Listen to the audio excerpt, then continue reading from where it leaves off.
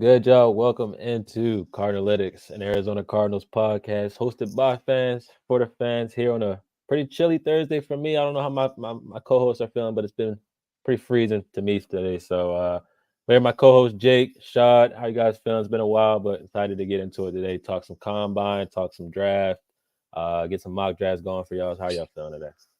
Yeah, What's feel going on? Yeah, I was about to say it's cold over here too, man. I know it's Mm, probably always cold up there, Jake. yeah. I just walked home from work. It was about 20 degrees or so, so ah, that Mhm. pretty That brutal. that's that ball freezing weather. You already know. Yeah, That's not a weather I Yeah, think would a certain player would want to go to. But overall, we'll get into it all. We'll get into it all. So I really want to just get into this right away. Just straight wide receiver talk. Obviously, Arizona Cardinals this week. They've kind of come out and we kind of had that. I don't know if you all seen it. That report about they're doing some research in Bo Nix, which that's just that. No, that's not happening. They have reassured us as the fans and then themselves as the organization that Kyler Murray is the guy. So they will be going forward with Kyler Murray. With us knowing that information now, obviously we pivot and we look towards what players can you get him to help build around him. And starting off, obviously we have all expected a wide receiver to be our pick.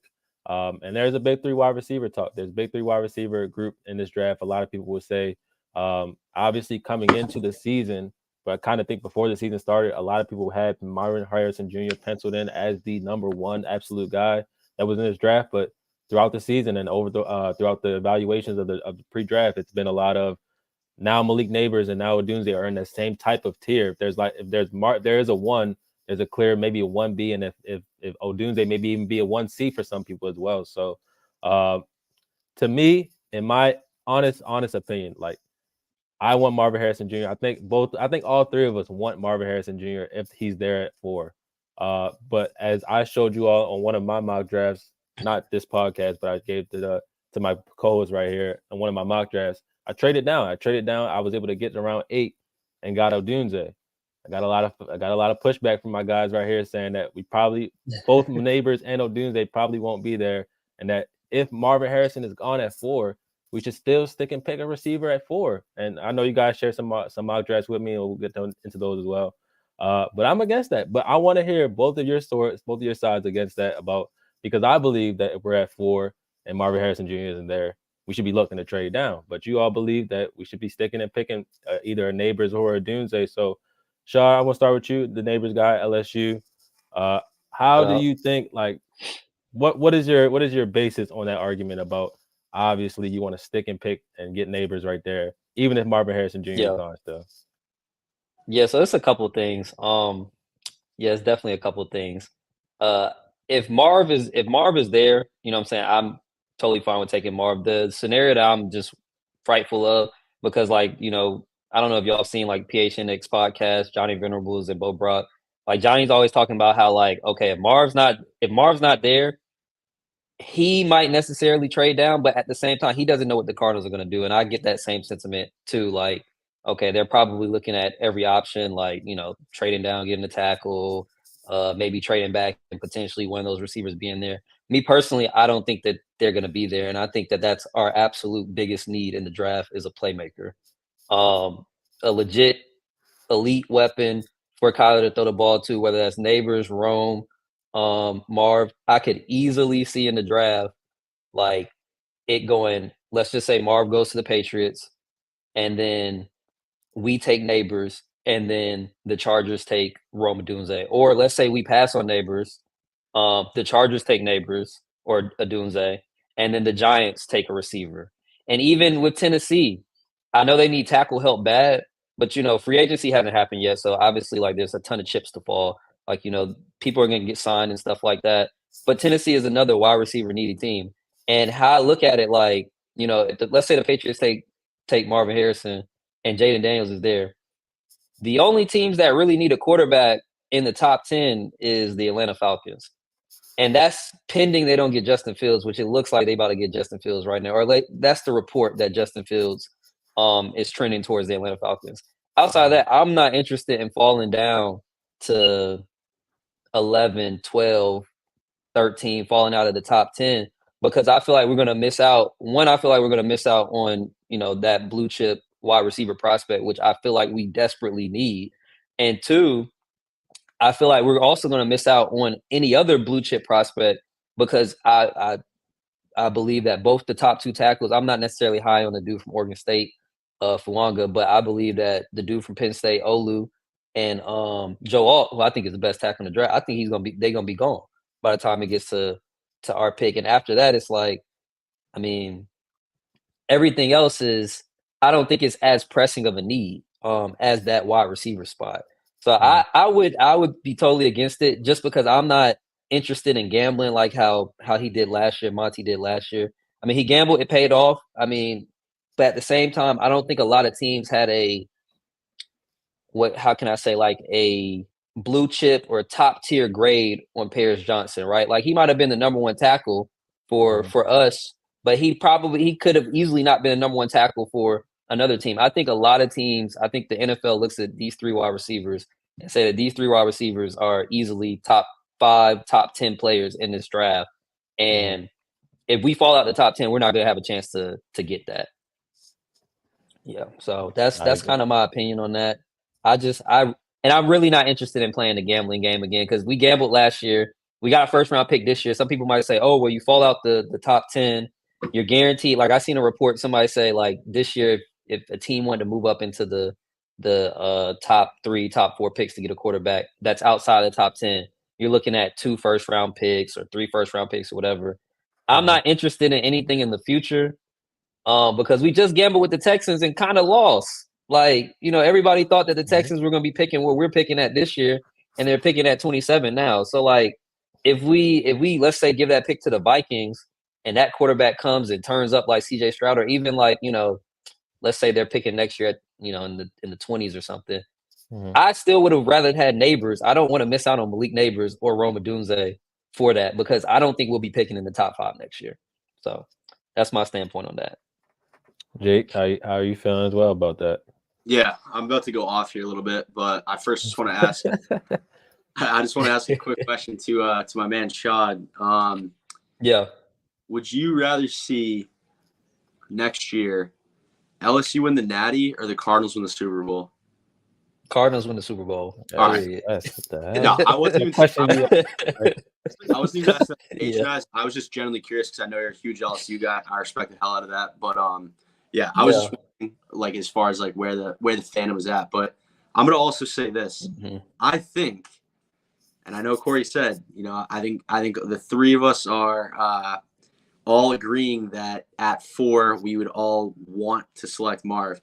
And I definitely was questioning that, was smiling a little bit. And as I heard Shad's answer, I heard him say, like, I would be all right with that. But does he want that to happen? At 4, if you were the man in charge, are you taking that man from LSU or are you taking Marvin Harrison? I mean, if Marv's on the board, I would probably take Marv just because, I mean, I feel like at this point it's splitting hairs. And I do think that Marv he's putting like, honestly, like I feel like Monty doesn't have a say in the pick if Marv's on the board. Like, yeah, he has a say, but like, I mean, what Michael Bidwell, he's gonna come in. It's like, bro, the pick is Marv. He's selling jerseys out the ass. Like season tickets are going through the roof. So like, and honestly, Marv is a great player. Like obviously my LSU bias, like I love Malik, but if you ask me who's the better prospect, I mean, from a tape standpoint, I truly believe that's Malik Neighbors. But from a prospect standpoint, in terms of the size, weight, speed, all that stuff, what he brings to the table is definitely Marv. And I mean, you can go with no wrong, but I would still probably go with Marv. All right, I appreciate that and respect the take. And I am not gonna lie, I'm not an LSU guy, but I definitely like watching the team. And I actually fully agree with Shad. I want Marv for sure, but last year, like I think Malik got snubbed, and I think he was the best receiver in college football last year. And to be completely honest with you, if kind of like what you said too, Shad, like, and the whole thing we were talking about like months back about like putting asses in the seats, I think Marv does that a little more so. the name, the son of Marvin Harrison, like, but if Malik Neighbors was just a little bit taller, I would very much be swayed like fully that way. That being said, if Marv somehow is off the board, I am going to be like hoping and praying that we do take Malik, because it pains me because I think we're gonna get Marv. I'm hyped to get Marv, but a part of me really does and has come to absolutely adore Malik Neighbors. I wish him the best. I think he's gonna be a stud in the league. I would say Marv 1A, Malik 1B, and then I would say Rome 2. I know, Corey, you had teased A, B, C. I think Rome's going to be a stud, but I do think, gun to my head, I think those two are going to be the top guys. However, in the NFL, like, I do feel it's a lot of it has to do with situation. So I think Marv's going to pop off if he comes to the Cardinals with Kyler.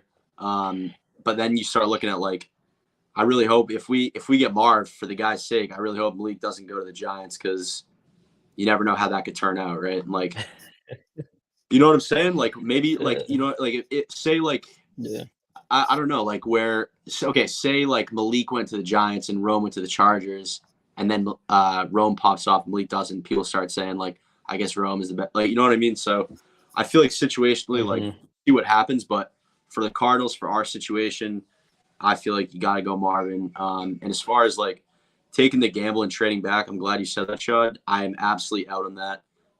This draft is loaded, especially with offensive talent, but like it's especially top heavy. And if you like, we've done the hard work as fans. Like, we sat through a terrible season last year, all for this. So if it's like you get to the point and Marv is somehow gone, to trade back is just so counterintuitive in my opinion, and you're taking yourself out of the running for one of these top names. And as I think it was you, Shaw, that had said it, but say we did trade back with Minnesota, they come up, get a quarterback, and all of a sudden we're in the exact same situation as last year. And I'm not going to lie, I love Monty Ossenfort, but a part of me, and this, I'm not saying this is what I think, but a part of me wonders, obviously he's a very intelligent guy, he's got multiple degrees, super big numbers guy. So it's like a part of me thinks maybe he's really into that idea of like trading back, getting a bigger package, rolling it over to the future, and like giving himself more opportunities. But it's like, we've sat through a couple bad seasons in a row. Here we are at 4th overall in a loaded class at the top, which is where we sit. Stick and pick, because if you keep kicking the can down the road, you never actually do anything. You just keep perpetually kicking it down the road, and you just keep acquiring picks for no reason. Like, it's great we have 13 picks, right? And there's going to be talent here and stuff. But like, I was reading an article today how like the field does get pretty watered down the further you go, obviously, but even more so now with NIL, because a lot of guys that are still young that have a chance to like up their draft stock are just sticking and making way more money. They go back. Exactly. So I think it's very, very, very, very, very important that we stick and pick, and we take whatever wide receiver is the best available there. Like, as you guys had said, need to go get a blue chip guy. Don't overthink it. Don't try to add more picks. Don't try to get cute. Don't try to outsmart anyone.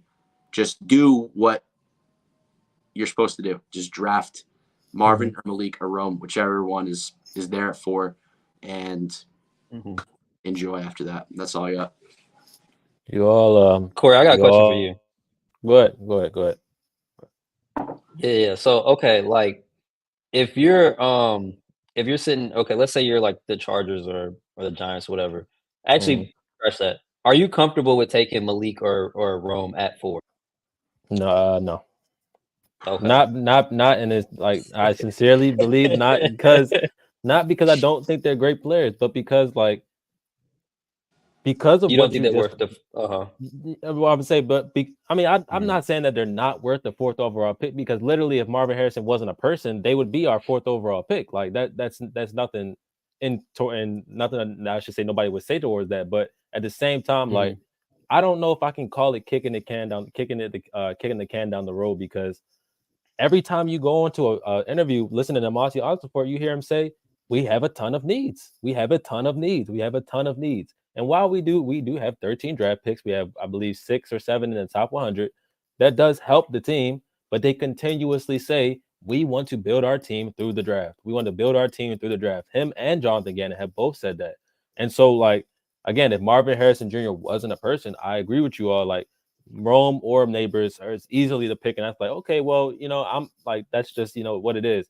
Marvin Harrison Jr. has been touted as a prospect, like you mentioned, for years now. And on top of the fact that he has literal NFL bloodlines to himself, like, of a receiver that is in the Hall of Fame. He's literally been trained as a wide receiver probably since he was able to start walking. It's like that type of stuff is like, I agree, and that does sell tickets. That does put seats in the fans in the seats. That does sell jerseys. So that obviously is a big thing for Michael Bidwell. It's like, absolutely, I would love to take that. But I think he would be okay with Neighbors or Doomsday getting picked as well because he just wants to make the team better. But in my opinion, it's just like a team like the Broncos where you hear Sean Payton is willing to do anything to trade up. Literally that's what most people are saying. Like Sean Payton is willing to do everything to trade up. Is he willing to give us multiple picks of years down the line? Like, and I don't assume that the Broncos will be continuously good. And again, the thing with the Texans is like that did suck, but at the same time, that was a flash in the pan. Like that's a once in a lifetime thing that we've seen happen. Like not too many times does a team get so boosted off of just one player like that you've seen so far. Like Pat Mahomes, even so, it took him a year of playing first, and then they got boosted. Or like you don't just see rookies just boost the team as much as they went to. Like they went to the second round of the playoffs from being a team taking number 2. Like that's just so rare. And so like, well, I do agree with you. Like the Vikings, even the Raiders or something like that. You trade with those teams. It's like it's scary. It's a scary situation. And the gamble part, I do hear both of you definitely on that, the gamble part, but it's just so much. It's so much so like to the point where you have a chance to literally grab a team by the balls because they want a quarterback so bad, and you can have their capital for the rest of for the next 3 years while developing players, while having multiple players. And I understand, like we feel on this podcast that there's a definite chance that the Arizona Cardinals can make the playoffs.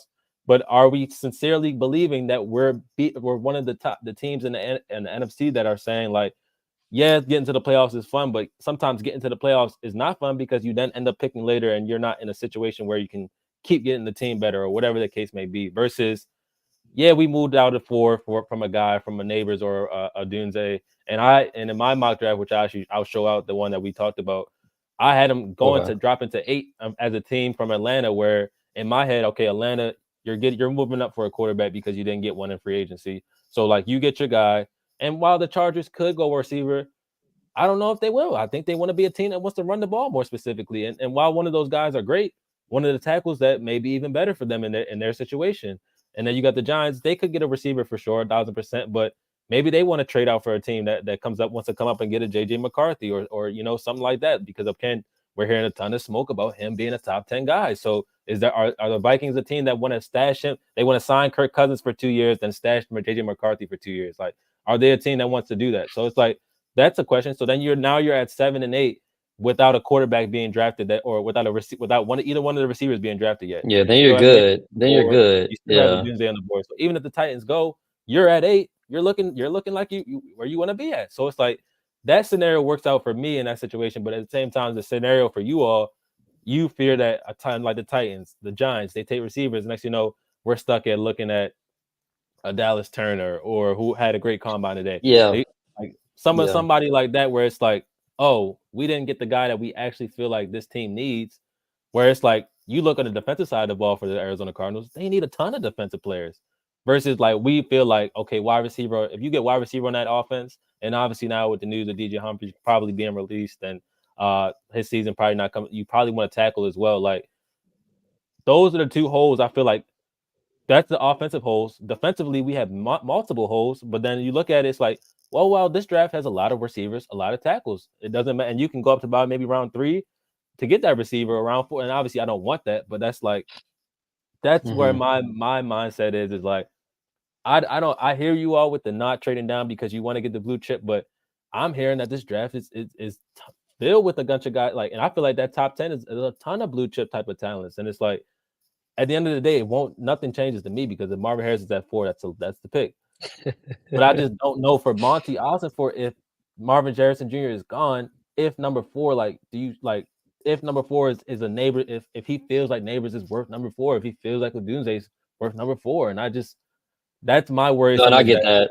yeah, and that's my worrisome is that like this is a guy that likes to. He literally tells us that he wants to build his teams to the draft. If you have multiple first round picks through who knows how many years, that means you continuously get for 4 to 5 years that player on a cheap rookie deal, and you have a control of his 5th year option, and you're able to do all those good things versus like going all out or putting all chips in the table just for one player or keeping that player right there. But again, like I hear both sides of our situation because we're both I don't feel like either side is wrong. Like if they go your route, they go your route. Obviously, to me, like I would feel like Yeah. I have to see that Neighbors is worth number 4. I have to see that Odunze is worth number 4 enough to the point where it's like, all right, that's exactly what we needed at that point. But at the same time, like I wouldn't be surprised to see them move down. And I hope they don't move down past 10 because I feel like we deserve a top 10 pick, especially like Jake said, for what we went through this last year with the team and the success. And even last year, overall, the team has been 8-26 the last 2 years. Like I feel like we all feel like they deserve a player like that. But I just don't know if Monty Ossenfort looks at those two guys like he looks at maybe Marvin Harrison and versus how he looks at a draft where I can have 2 first-round picks, multiple picks for next 2-3 years. And I'm not saying keep kicking the can down the road because you want to go win a Super Bowl. So it's like I know we see how aggressive he is in terms of trading and how he likes to move around. And that was my thought process really on that. But I'm up for any counter arguments on going along the lines of that because I don't know. I see him being so like Marvin Harrison is great. If he's there, we take him. But if not, like how can I keep building this team through the draft? Like that's a great way to build a team through the draft. Is moving down. And for me, I think the utmost important thing for me, I don't care who it is. I don't care if it's Marv. I don't care if it's Malik or if it's Rome. Like, come out this draft with the playmaker at wide Yeah. receiver. And I get I don't know if that's what Monty's gonna do because I don't know if that's what Monty's gonna do either. And that's another reason why I just want Marv to just be there. Just be there. Yep. And then we won't even have to talk about this. Like, Yep. just be there. And I know that Monty's gonna take him. And I feel like that's our biggest need. I mean, I agree. I don't know what he's gonna do if Marv isn't there. I don't know if he's gonna trade down or whatever. If he does, I still hope that he has his eyes set on one of those receivers. But then at that point, I mean, I'm gonna be nervous. I'm gonna be a nervous wreck because I'm like, I'm gonna just be like, okay, well, how are we gonna get one of these dudes? Especially if we fall out the top 10. You know, like, okay, are they gonna fall to us? Whatever. I don't know. I'm gonna just be a nervous wreck at that point. But I just man. I just feel like I just feel like it's a must that we have to come out this draft with one of those top guys. And I feel like when it comes to tackle, that's a position that I think that this year we can address in free agency. Okay. I think I had heard somebody. I don't know if this came from Monty or JG, but I think I saw a report where they said that basically we're not moving Paris from the right side, like he's staying on the right side. Yeah. I don't know if that's true. Is that true? Yeah. So I think PNH had that. Okay. I don't necessarily think that's the right way to go about it because I feel like you could definitely slide him over to the left side. I would just be at this point. I'd be just trying to bring in whoever is the best offensive tackle. Period. And I also feel like tackle is important for the Cardinals and for Kyler, but at the same time, I don't think it's the end all. Like it's the main position that we need to focus on when it comes to keeping him upright because he is mobile. He can kind of evade some of those edge rushers, but really, making sure that he can step up in the pocket, he can see over the line. The interior offensive line to me is the most important. So I would lean towards getting a receiver at the top of the draft and getting a tackle in the with the second pick or with the third pick or with our first second round pick or just wherever we can find an offensive lineman, get that offensive lineman because I think what's most important is the interior of the line. I was making you sweat a little bit with those bad takes, Jake. So you just had to sweat. Dude, I had to get out of that sweater, man.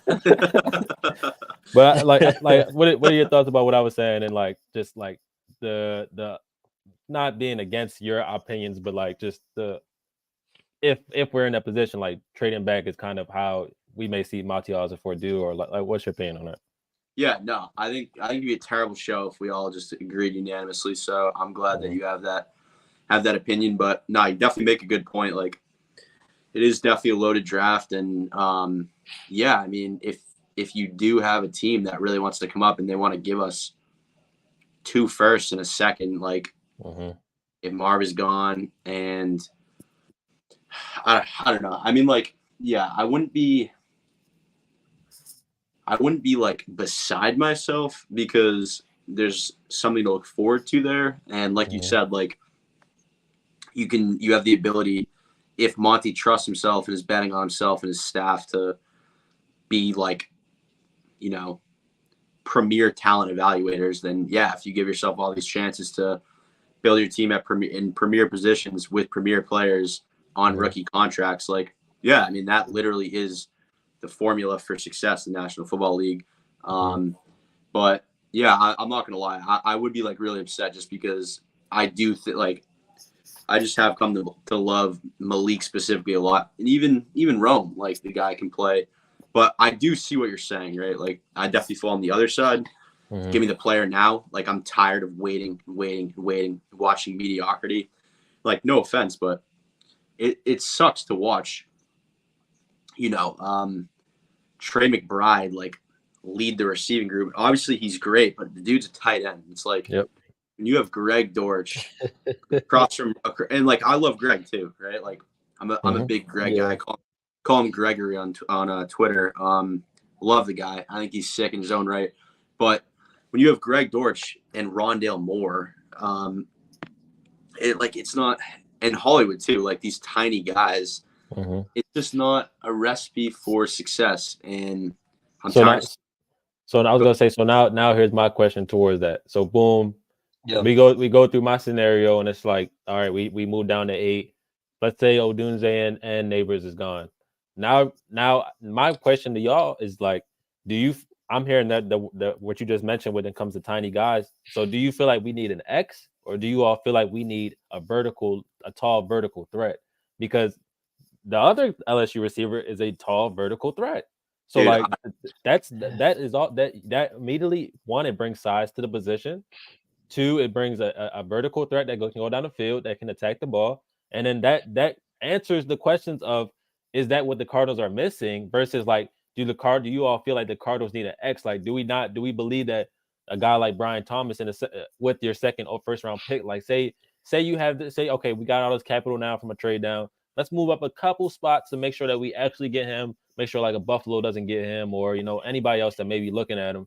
And that way you lock in it specifically, like you get the guy that you want. Like, is that not like you feel like that's not it, or is like is that a thumbs up? What the hell is that? I think that's are you on your phone? Yeah, there it is. Let's go. Yeah, that's like on the iPhone. That's the new update. I don't mean to do that, but I do feel that way. I know I'm kind of all over the place, but I also love Brian Thomas. I guess I am an LSU guy.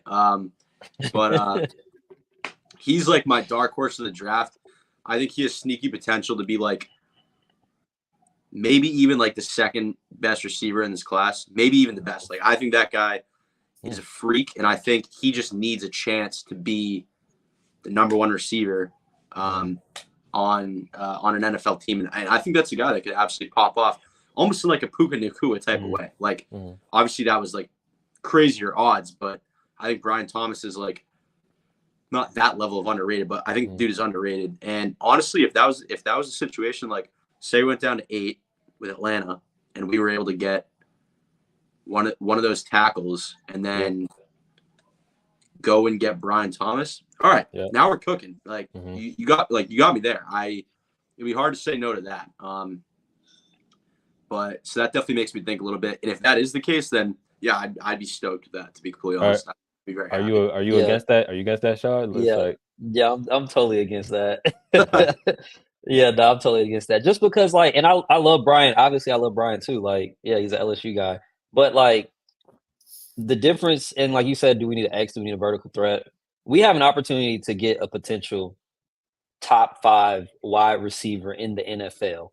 Like 2-3 years down the line, we're talking about how people would talk about Jamar Chase, how people talk about Jettas.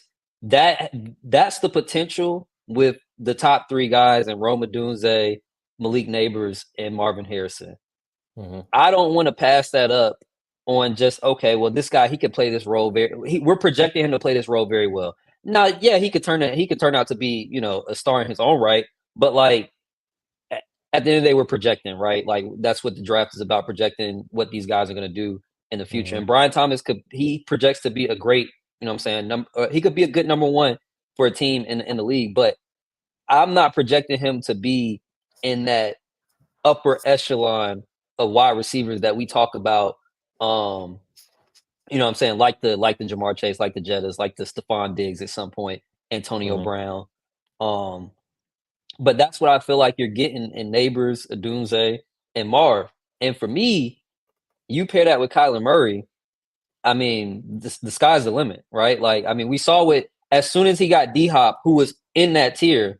I mean, the offense was amazing. You know what I'm saying? Like the following year, I think we start off with the 8-2 or whatever. D-Hop his first year came over 1,400. Whichever receiver we get, whether it's Rome, Marv, or Neighbors, if we get one of them three, I'll go on record and say right now they're coming off the rip with 1,300 yards easily. You gotta hammer that prop DraftKings. Yeah, like they they're gonna be top draft picks in fantasy leagues and all that stuff, because I mean we really don't have anybody else. I was hoping that some of these receivers might hit free agency, and that might change my perspective, but it doesn't look like that's gonna happen. Like Pittman's probably gonna stay. T. Higgins just got franchise tag, stuff like that, or he'll probably get franchise tag. So I think all those guys are better than T. Higgins, including. Oh, you talking about coming out? Including Brian. Oof, I don't know. I really like T. I think T's pretty good, dude.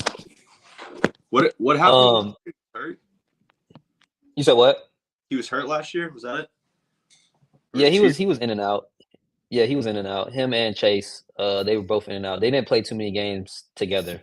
But yeah, man, I don't know. I'm totally against that. I feel like with our second pick, like I definitely feel like we need to go defense. And I mean, we'll get into the mocks and everything. But I feel like our biggest need on defense is cornerback and definitely defensive line. So, Corey, so one of them picks. Yeah.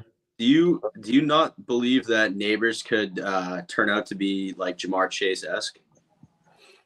I don't disagree. I don't think that he can't be. Like I'm so like, me personally, I'm so locked in on 18 that I haven't really thought about nothing else. Like I'm so serious about that. Like I'm so locked in on Marvin that I really haven't given myself a chance to even think about Malik Neighbors or Dunze in a Cardinals jersey. But throw on the highlight tape after this, I do think that he can have success with us. Like that, don't get me wrong. Like I think that guy, especially with the ball after the catch, I think that can be one of his most dynamic things with our team, because of our ability to generate short yardage routes for our receivers to then make it long, let them make plays, I should say. But at the same time, it's like I'm just so like, okay, this team loved to run the ball last year. This team loved to do things like a lot of just 2 wide receiver sets, and Marvin and Michael.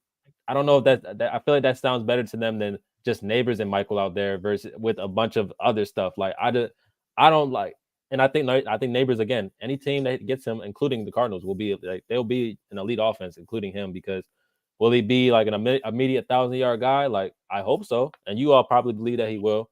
I don't know if I'm like locked in on the idea that like Marvin Neighbors is the guy that can change this offense or take this offense to an incredible level that I think Marvin can. But at the same time, I don't think that we won't be an elite offense without him, because of the quarterback, 2, the amount of weapons that you would end up having, even including him, because literally you add one of those receivers and you're talking about 5 guys that can make a difference on your football team immediately, including the quarterback. So it's like, I'm not saying that he won't be what you're saying and like that elite guy that we can have, but if he ends up being like a Jamar Chase or Stephon Diggs or anybody that is comparable towards him, like I would love that. I would love to see that, and I would love that he put on that for us, our team. But I don't know.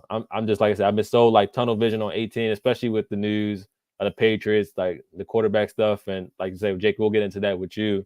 Giving us a little bit more of the New England insight of the stuff, but I don't know. I'm just so tunnel vision on 18, I haven't let myself think about those other two guys in the Cardinals jerseys. But if they end up there, then they end up there. But So do you know how tall Marvin is?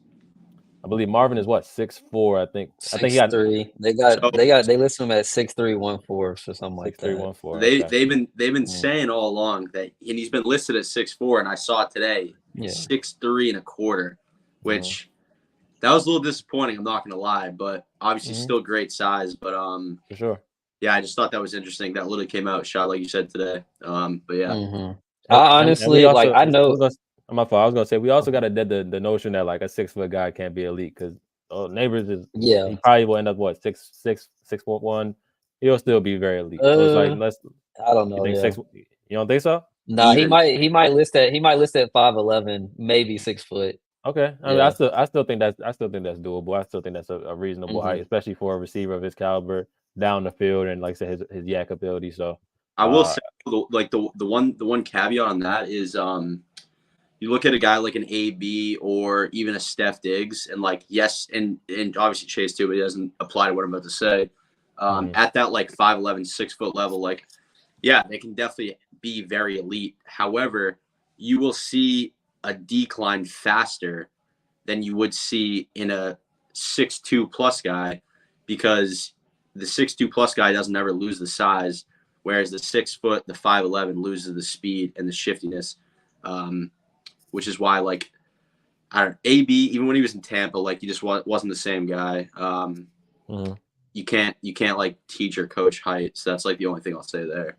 And I mean, look, we can get into it right now. The what you're hearing on the Boston side of things. Obviously, this is a team that's a massive hurdle in our way. I think we all believe that if they just do what we believe that they should do, that we're all in agreement and we'll all be cheering after at least the fourth pick. But what are you hearing out there in terms of?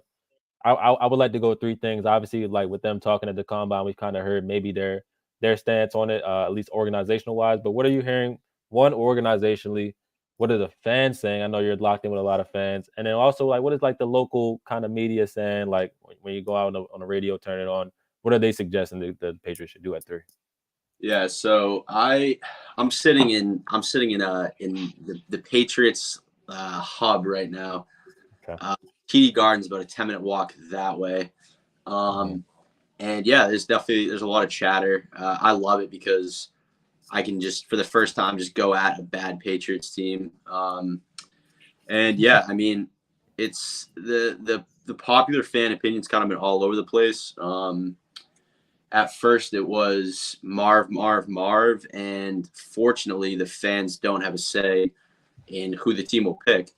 So obviously, with recent reports coming out that the Pats are leaning towards a quarterback, fan sentiment has started to switch to, it went from Marv to May, now kind of trending towards Daniels among my circles, which I think is interesting.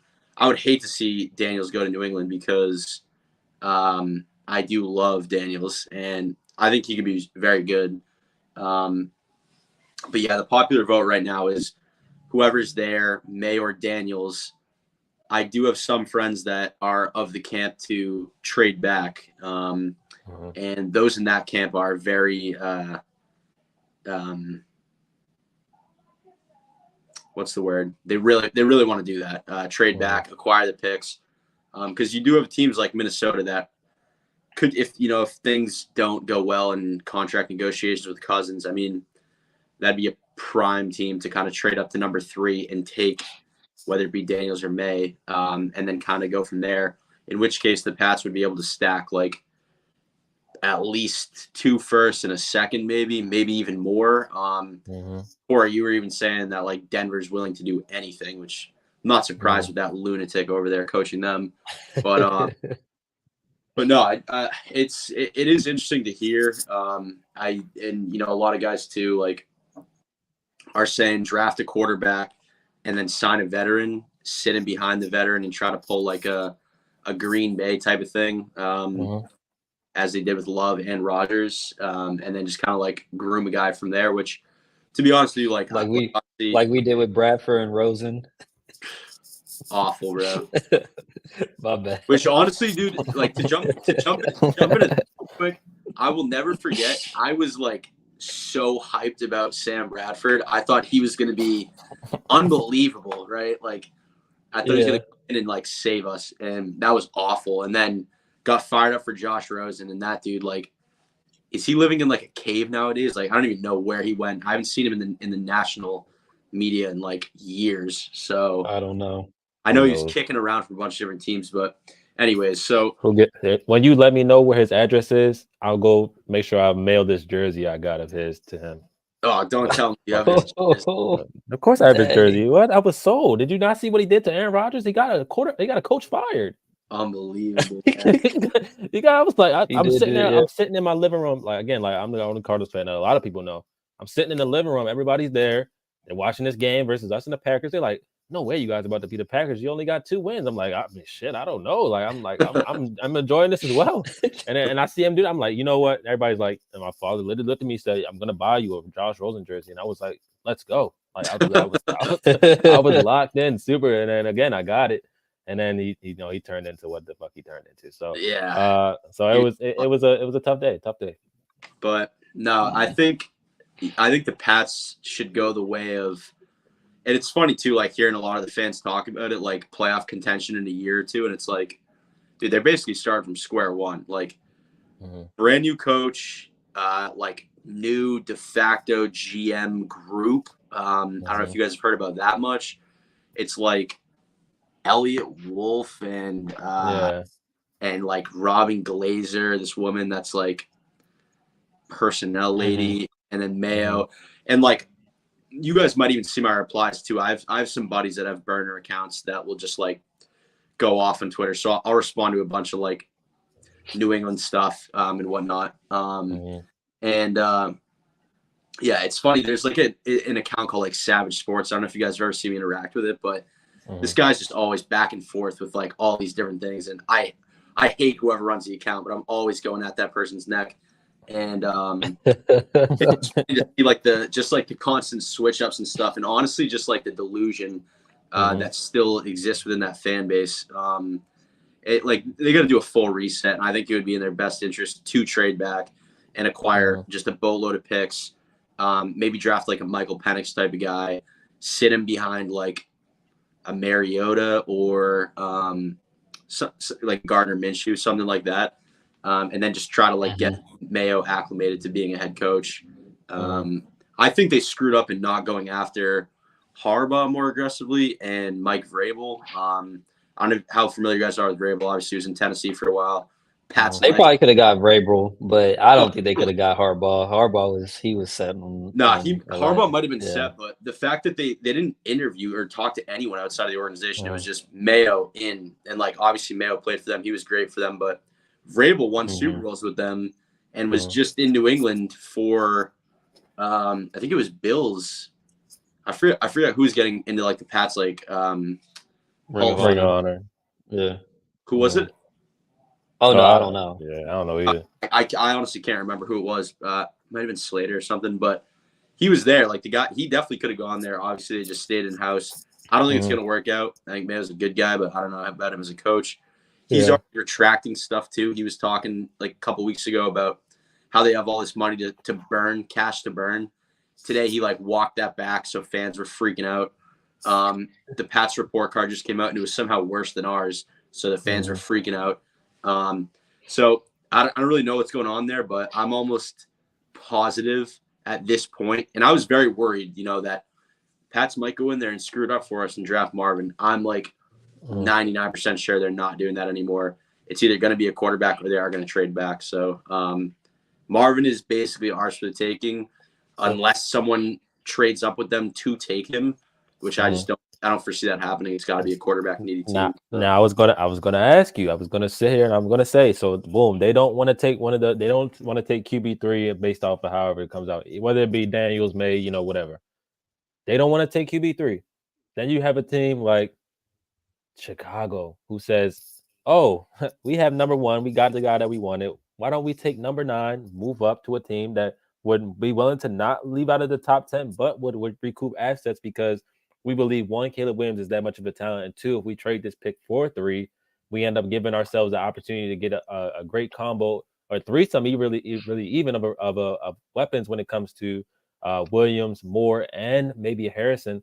That is my fear. I fear that Chicago makes that move up. Do none of us think that you all don't think that Chicago would make that move up, or do you not think that New England would take that and it would take a more lucrative offer of whoever is below them? Which again, like Chicago, who knows how much they have really to offer outside of 9 and maybe future assets versus a Minnesota, Vikings, Raiders, who seem like they're willing to risk it all to get up to whatever it is. And apparently the tax on this year is a little bit higher than any other. So it would, if you get more of that haul, would you take the bottom haul? So what do we think about that? Like Chicago's my fear to come up from 9-3 and go kind of how the Texans did last year, get the one guy and then get another guy that may help them in a certain aspect. But no, I don't think so. I don't foresee that happening. I actually really don't think that there's a chance of that happening, just because it's going to come down. It's going to be a bidding war, right? Like if the Pats do decide to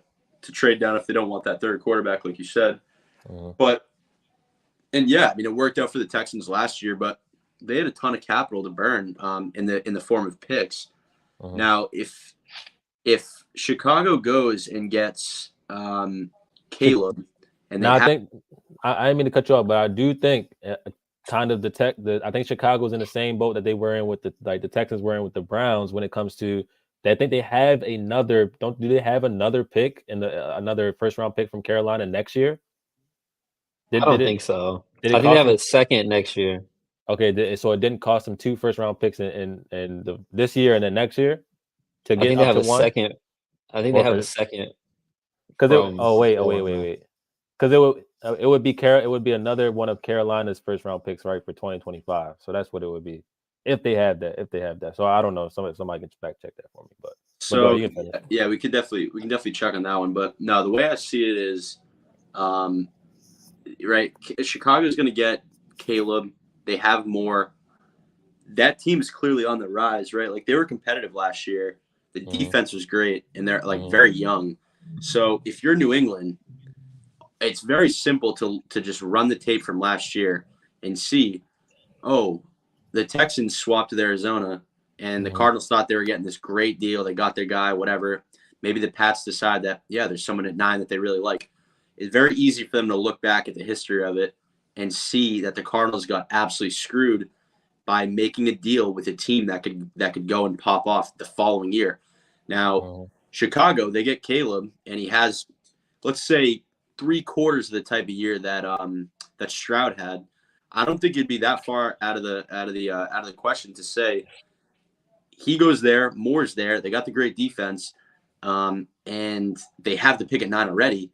So you let them trade up, they could go and make the playoffs next year. And then the Pats have a terrible pick for trading down with them. And as opposed to trading back with someone like Vegas, and it's like, would you rather like gamble on Chicago or Vegas, who's offering you more, and they're more than likely going to be worse? I get where you're coming from, and yeah, it's, of course, anything's a possibility. Everything's on the table, but I definitely wouldn't worry too much about that. I'm very confident that another team will offer more to go up and get a quarterback than Chicago to go and get a receiver after they've gotten their quarterback. Yeah, I also just looked it up. So the Bears do not have their first round pick. They only have their own first round pick. They don't have theirs and Carolina's as well. So we should be in a okay spot, I believe. Yes, we should be in an okay spot in terms of that.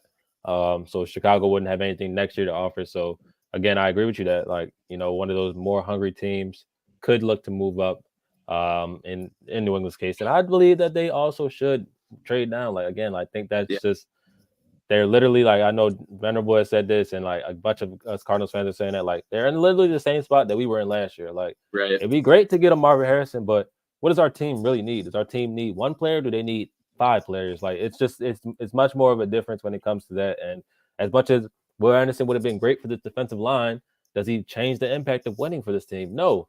Marvin Harrison may go out there, have 1,000, 1,100 yards with a Mac Jones or whoever they get, but do they win more than 6 games? Probably not. So it's like what are you going to look to do, especially as a player, as a person who's a first-year quote unquote GM, whatever his title is over there, like you have to make a decision that's going to base yourself on how many years you're going to actually be there, like how many years that you actually want to be there, and if you want to have long-term success. And luckily for Monty Osford, he didn't have to make the pick of quarterback. He didn't have to take the risk because he ended up already having one on the roster that he acquired. But a guy like Elliott Wolf, like the roster that you're acquiring, doesn't have a quarterback that many believe, at least in NFL landscape, and a lot of fans believe that is putting you over the hump. No matter how much he can have a Pro Bowl that was unwarranted. Like he shouldn't have been a Pro Bowler. But like in any sense of that, like Mac Jones hasn't cut it enough to his. Again, it probably is not his fault. Like they gave him a defensive coordinator as his OC 2 years ago, so it's like it's not his fault. But at the same time, like you have to go make decisions that can give you job security and stuff like that. Like drafting a receiver in a year where 3 quarterbacks are highly touted versus like who knows when another 3 quarterbacks will be highly touted like this. Like it's just a cause for concern. So I don't know. The closer we get, the closer I get excited. The closer I'm getting, I'm putting already in. I literally like again. If the second that we draft Marvin Harrison Jr., I will be on NFLShop.com. I will be creating a Harrison Jr. custom jersey with number 18. I will buy it and I will show you all that I bought it because literally the second that he says, if all he has to do is say "mutt" and I'm buying it, I'm pressing the button. So like, I'm really locked in. So and I think closer we get, 55 days away, closer we get. And I know again I was watching PHNX today, and I know they had Brad Spielberger on from PFF, and like he had a really good theory that kind of makes sense to me. And he basically said like the Cardinals told Marvin Harrison Jr., yeah, bro, like you don't got to work out. Please don't work out, or please don't test. Don't do anything like that because it honestly helps you, or at least it helps get us. to Right? us. It helps you get to us because one, you don't go out there and run a 4.35 40. You don't jump however many inches high. You don't look amazing when you're running the routes and doing the drills like. So no team is like, damn, I'm at 8, but I would love to get up there and get him. It's more so like, all right, well, we know the tape, we know it's good, we know he's already elite, but the Cardinals are already just going to draft him. They're already in a position too, so it sucks for us, but we'll look to get somebody else. So I like that theory. I think that's a smart theory right there. Yeah, I got a question for y'all, because I was just thinking about this too, and also I kind of just like I feel like if I'm the Patriots. You don't expect any team. You don't expect to be picking in the top 3, top 5, top 3, let alone you know what I'm saying year in year out. So like, if you have a chance to get your quarterback, you got to get your quarterback. So that thought just kind of came in my head. But let's say they did want to trade back or whatever. If y'all are the Cardinals, you're Monty. Are you giving up a 3rd or 4th round pick just to move up one spot, just to guarantee Marv, or are you just gonna say, hey, we'll play the game with y'all, and if you know what I'm saying, if y'all say y'all gonna trade back with somebody, go ahead and do it. You know what I'm saying? Like let's say they do trade back with the Chargers, or let's say they do trade back with the Giants, or whoever it may be, or maybe they come to us saying like, okay, yeah, we got a deal on the table with the Chargers. Would that entice you to maybe give them a 3rd or 4th round pick, maybe 2? You know what I'm saying? A 3rd and a 4th. If they want, I mean. Go ahead, Jay. Go ahead. I was gonna say absolutely. If they want a 4th, yeah, no brainer. Like we have 13 picks. We have 3 in the 3rd round. Absolutely, I'm giving them that 4th round pick to move up to one spot just to ensure that we get this guy. Like he wants to be here, and we desperately want the guy here. Just do what it takes to make it happen. And honestly, too, I was very worried about it for a while. I'm not worried at all anymore because I'm very confident that New England's going to trade back or they're going to draft a quarterback. Hell, even today I saw that Savage account saying Mac Jones for Zach Wilson straight up. Who says no? That's how down bad that team is. Like Zach Wilson, right? Like they need a quarterback so badly, or they got to trade down and get a bag. If they're willing to trade down one spot with us because they think that they can do that, net one more pick and still get their guy, then absolutely, here's a 4th rounder. We'll have fun picking 4 times before that's even a thing.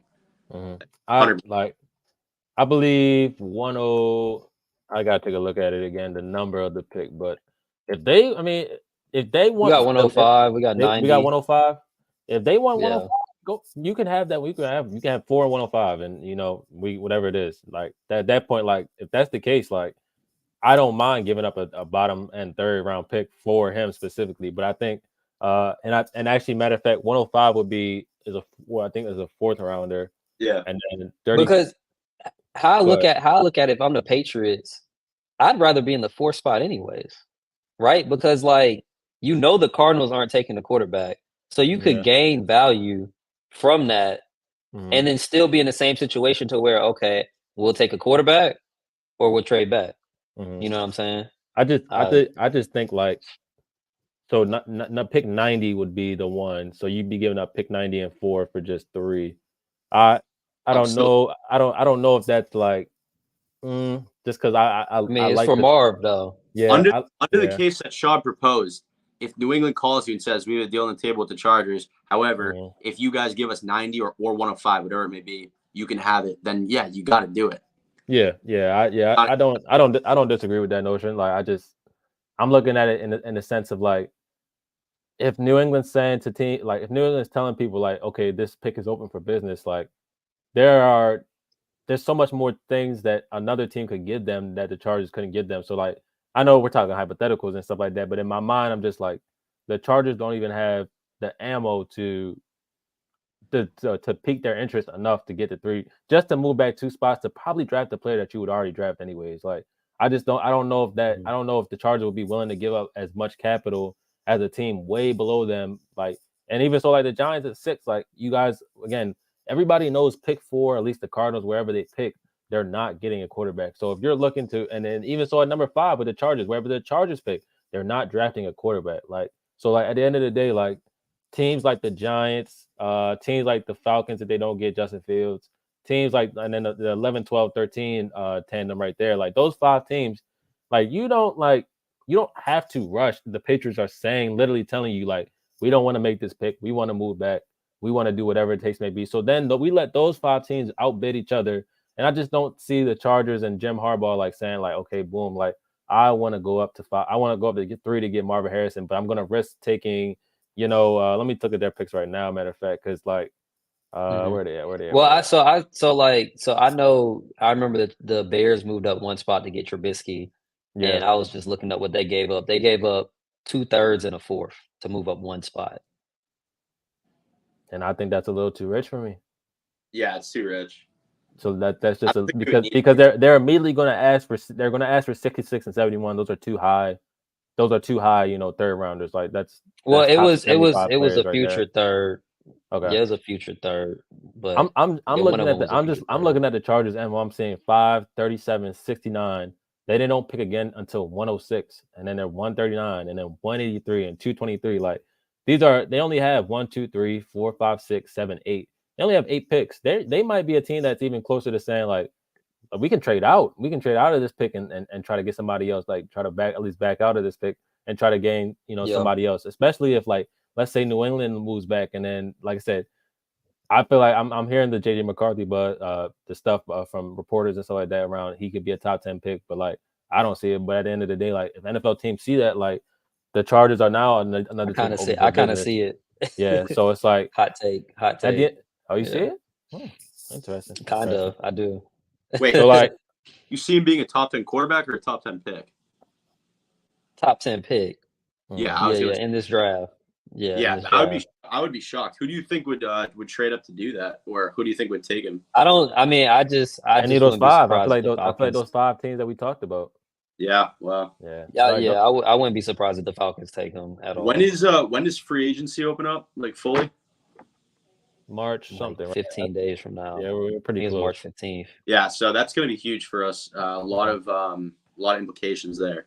Well, again, this Justin Fields trade is going to answer a lot of questions for us. Like especially like Atlanta becomes if Justin Fields if Justin Fields goes to Atlanta and they don't have to give up pick number 8, they now become a contender to be a person that New England trades out with in terms of trying to get that receiver. Because while they do have Drake London and Kyle Pitts, they still have those guys. You get another weapon right there immediately for Justin Fields. The best weapon will have ever had in the NFL immediately for himself, and you give your head coach and Raheem Morris like literally fresh breath of air immediately. So like if they get Justin Fields, that becomes a competitor for Marvin Harrison. But I feel like a team like the Chargers to move up 2 spots, I don't know if they would do that enough, especially if you're saying that to move up 1 spot, it was a future third. a third, and a fourth, like a current third, what was it? A current third, a current fourth, and then a future third. And a future third. I don't that feels like a little bit too rich for them in terms of like what else they may need on, because they need run defenders. They probably need a cornerback now as well. Like they need a lot of stuff. So it like, and outside of, and they also could use another tackle based off of how they're now going to play. I mean, Greg Roman is their offensive coordinator now. They're going to run the ball. Like they're not going to be a team that's going to, as good as Justin Herbert is, they're not going to be a team that's going to continuously air it out. Like, so like and they literally just took a wide receiver and he might not be good, but they just took a receiver last year in the first round. So it's like, I don't know if they're a team that worries me more. The Giants, they definitely could pique my interest right there, being a team to move up 3-6, or 6-3. But again, like, we're talking about draft capital for teams like that don't have much versus where we are with draft capital, where it is like, it's easier to say, yeah, we can move up, but at the same time, like, I'm close to the saying, like look, the Giants only have 7 picks in this draft, so they move up just 3 spots for just one player, like, and when they're not ready to compete again, like especially in their division, they're not ready to compete. So it's like, it's so interesting in terms of that, but I feel like we're in the driver's seat to not even have to move and still get our guy. Like, I don't even think that we have to go to 3. What? Okay. I don't know, man. It's just, it has a mind of its own. I see your little thumb right there. Yeah. That is an elite tactic. That's sneaky, right there. Bro. Very sneaky. That's an elite tactic. But yeah, I'm so like, I feel pretty confident right now. Feeling good about where we are in the draft, and like the talk that we're hearing. And obviously, like, it won't heat up fully until, like I said, Justin Fields is traded, and then we actually see if a team comes up to 3 early. I know it probably wouldn't be until draft day if they did make that move, but you're just hearing so much about the Patriots want to rebuild their team. The Patriots want to rebuild their team. Yeah. That starts with getting the quarterback to rebuild your football team. The Arizona Cardinals drafted Kyler Murray in 2019. That, and they even tried to draft Josh Rosen in 2018 to rebuild their football team. Like, literally, it's unprecedented. But if you feel like you want to rebuild your football team and or make your football team better, that the quarterback position, especially where you are in 1, 2, 3, like, the Patriots didn't ask to be in 3; they played themselves into 3. So, like, are we going to sit here and say, like, we won't take a quarterback just because of the situation? No, your team was bad enough to be in top 3. So now you have to look at the position, the most important position, which is that position, the quarterback. And I'm looking at the entirety of the PFF mock drafts, and then literally there's 2 teams inside the top 6 that don't have, or outside, and 2 teams inside the top 6 where most quarterbacks go that don't need a quarterback, and that's us. And literally our first need is wide receiver, and nobody else's first need is wide receiver but ours. So it's like, it makes me feel like the positioning where everybody else gets the picks that they want. Literally inside the top 4, you should be getting whatever pick that you want. Like, the Chicago Bears want Caleb Williams, and everybody knows that he's gone there. Now Washington looks like, okay, now we get whoever we want right there. Now New England's like, okay, we get whatever we want right there. Or somebody has to give us a king's ransom to get into 3. And if you give us the king's ransom to get into 3, sure, you can have 3, but it's coming with the tax because we know who you want to come get. Because you only give up that much to get a certain one position. To get a quarterback. Yeah. You don't give up that much to get a wide receiver. You don't give up that much to, move up for that. So it's like, I think we're in a pretty good spot right now as we speak on this leap year, February 29th. Very interesting. But, I just think we're in a good spot. I think we're in a great spot to here. So. It is. It really is. Mm-hmm. Crazy leap year. So I saw, and we saw NFL PA grades came out. Y'all had any thoughts about that? I saw a bunch of Cardinals fans freaking out, complaining and stuff like that. I don't give a shit about the NFL PA grades. I mean, big fat F on that ownership. Yeah, I mean, we know that. But again, I'm like, it's crazy how those go down, because it's like, look, damn, like the team is telling them that they don't fuck with the owner. Like, is that literally like what I'm saying? Like, in my eyes, like, I will say this. As a Hawks fan right now, it's tough with ownership. And the one thing that I can appreciate about the Cardinals is that at least I know Michael Bidwell does care about the team. He tries. I don't understand why they don't. He tries. Yeah, he tries, but I can't say the same for my Hawks right now. I don't know the owner. He does not care about basketball. I'll tell you that. So it's frustrating, but I can at least appreciate that. But I'm not surprised by the F on that grade. But to me, mostly everything got better, right? Literally, Yeah, mostly everything got Yeah, better yeah. based off what it is. You're not 31st anymore. Yeah. You're moving up. You have literally. I mean, again, like nothing changes in 365 days, but at the end of the some things change in 365 days, but minute changes when it comes to Mhm. organizationally. Those are the changes that are made in 365 days. Like we talking about, like again, we went from 31st to I think what it was like 26 or 27. While the overall report was that while the grades still don't look great, the team is looking to do things to improve it, and that's where we're letting the football operating people put their hands on and put their fingerprints on whatever they need to put it on, and so they're making the changes. And again, to me, the more important grade was the head coach. Cliff Kingsbury is so fucking lucky. That man is lucky as hell, and we know he is Yeah. because if they would have put head coach grades last year, what is he getting? F minus, F right. minus. I Don't mean, even. You're not getting. You might get an E. You lucky I couldn't grade. You get an E. Yeah. Whatever it is, oh whatever man. it is. So it's like we know last, and again, GM grades again. That's another thing they're lucky they don't get, because I know for Khan for years would have got an F minus. So like again, these guys are very lucky those grades didn't come out last year. But you saw John Gannon got an A minus. The players believe in him. They believe what he's preaching to them. And again, we see that emulated on the field. But we know like that's a byproduct of whatever he's teaching and whatever they're bringing in. And the players, one that they're bringing in because they're choosing players that love the game and love that and love their head coach. They're not just bringing in guys that want to be skillful, that want to be flashy and shit like that. Like they're bringing in guys that love to play football and love to play for their coaches. And that at the end of the day, to me, was the most important grade. Forget like again, like I don't work there, so it's easy for me to say I don't give a shit about it. But like the facilities, they like the weight room, it fixed whatever they have wrong with the weight room. Apparently, they have locker room Yeah. renovations coming. Like these are all things that like capital projects take money and time. And like a lot of people were talking about, well, college facilities get better. Colleges, so most of the time are Colleges have funded more money. they're Yeah, they exactly. They're yeah. funded so much differently than capital, business Yeah. ventures and businesses, and like that's what the Cardinals are. They're entities, so like it literally is Yeah. all coming out of his pockets. But again, like we know he has to. We have to make. You have to spend money to make money, and at the end of the day, I feel like he's doing that. But at the same point, like it takes years to develop and nurture things. And again, we went from 31 to 27. I don't think, and we were like 15th. I don't know I don't know exactly which one it was, but we were like 15th in the league at like a D or something like that. Like so again, like like to get to like a great grade is like top Yeah. notch stuff. And like again, Miami. We talk about places like Miami, who great weather area, great like again, they have amazing facilities down there because one of the infrastructure that they have and the abilities that they have to build the infrastructures continuously through 365 days a year. Minnesota, where you have to have great facilities, or your players will literally die. Like how cold it is, how cold it gets down up there. Like you have to have great indoor facilities, outdoor facilities, areas, and like I don't know if you saw when we went to go practice against them like a couple of days.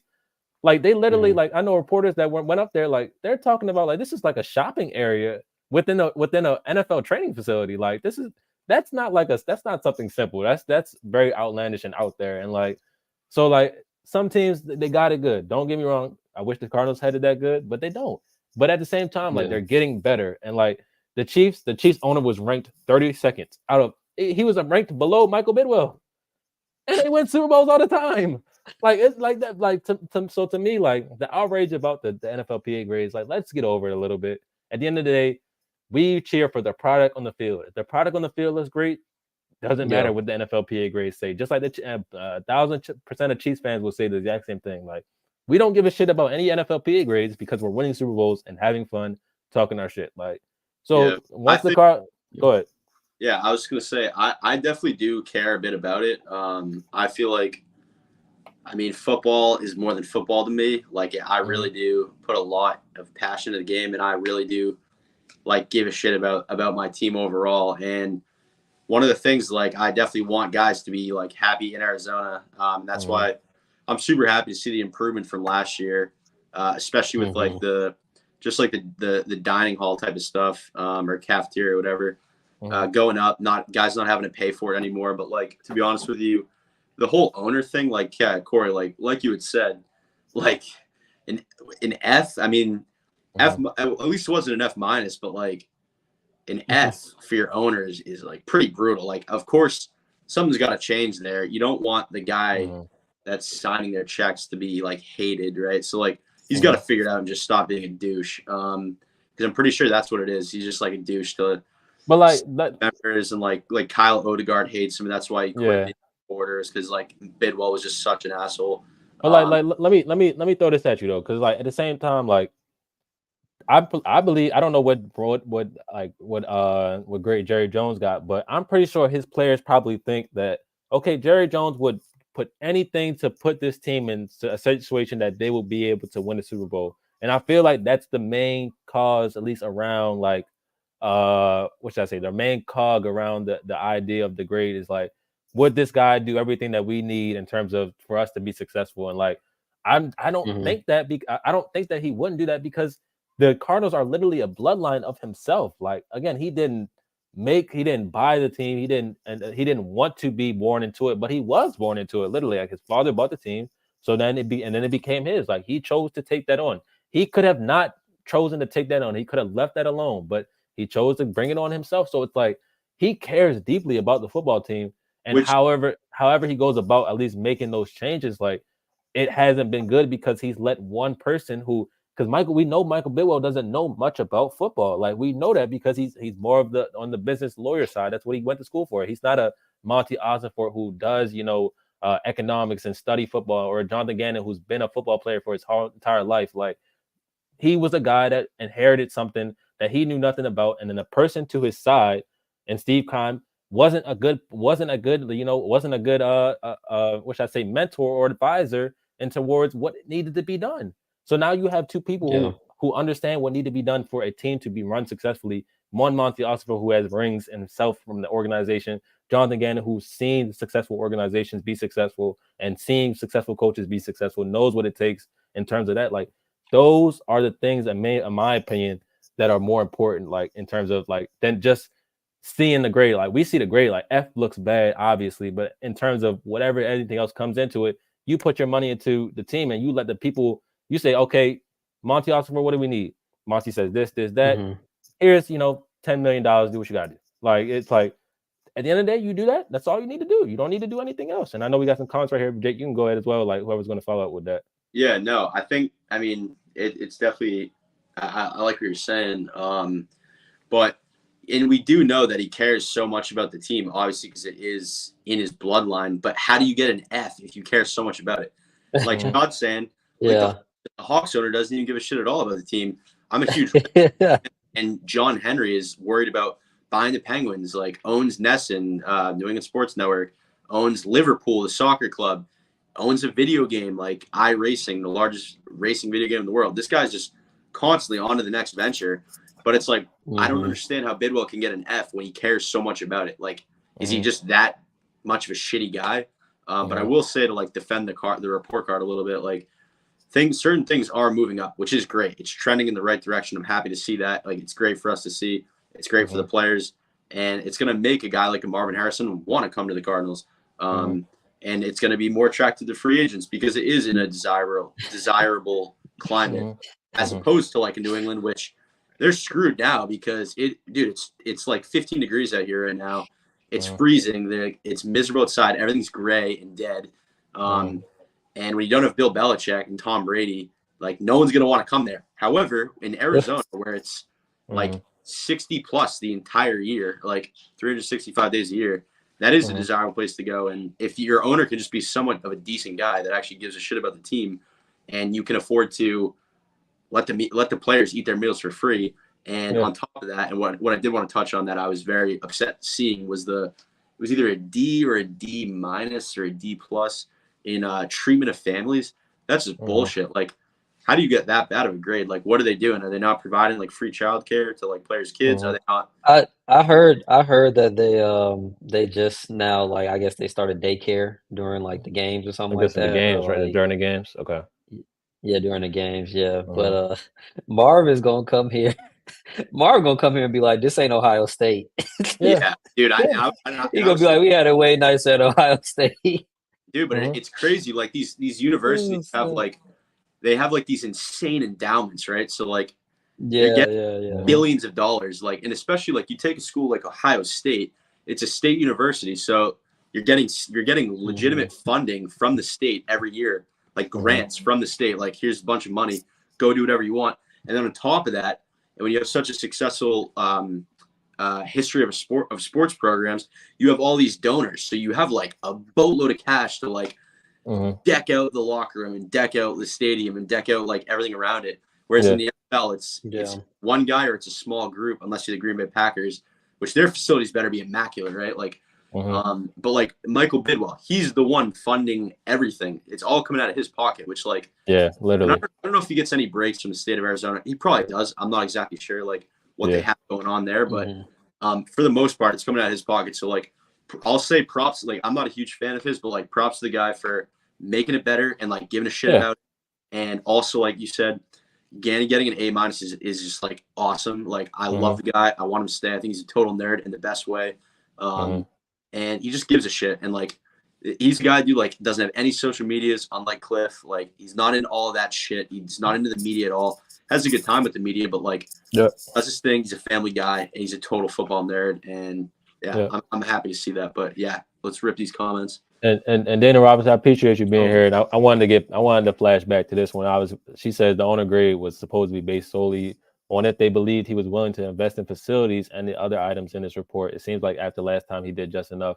And I feel like that's 100,000% correct. Like, do the players believe that the owner was willing to invest in the facilities? Like, I just feel like that's such a broad statement for 53 plus players or that could be on the team. Like, some players could believe that, and then some others couldn't believe that. And then next, we're talking about a report that may be 75-25 the other way. Like, I don't disagree with your comment at all, because I think it is 100% true. Like, that the owner is, based on whatever we got from like the report, like, is he willing to invest in facilities? They're saying no, then he needs to make a change there, obviously.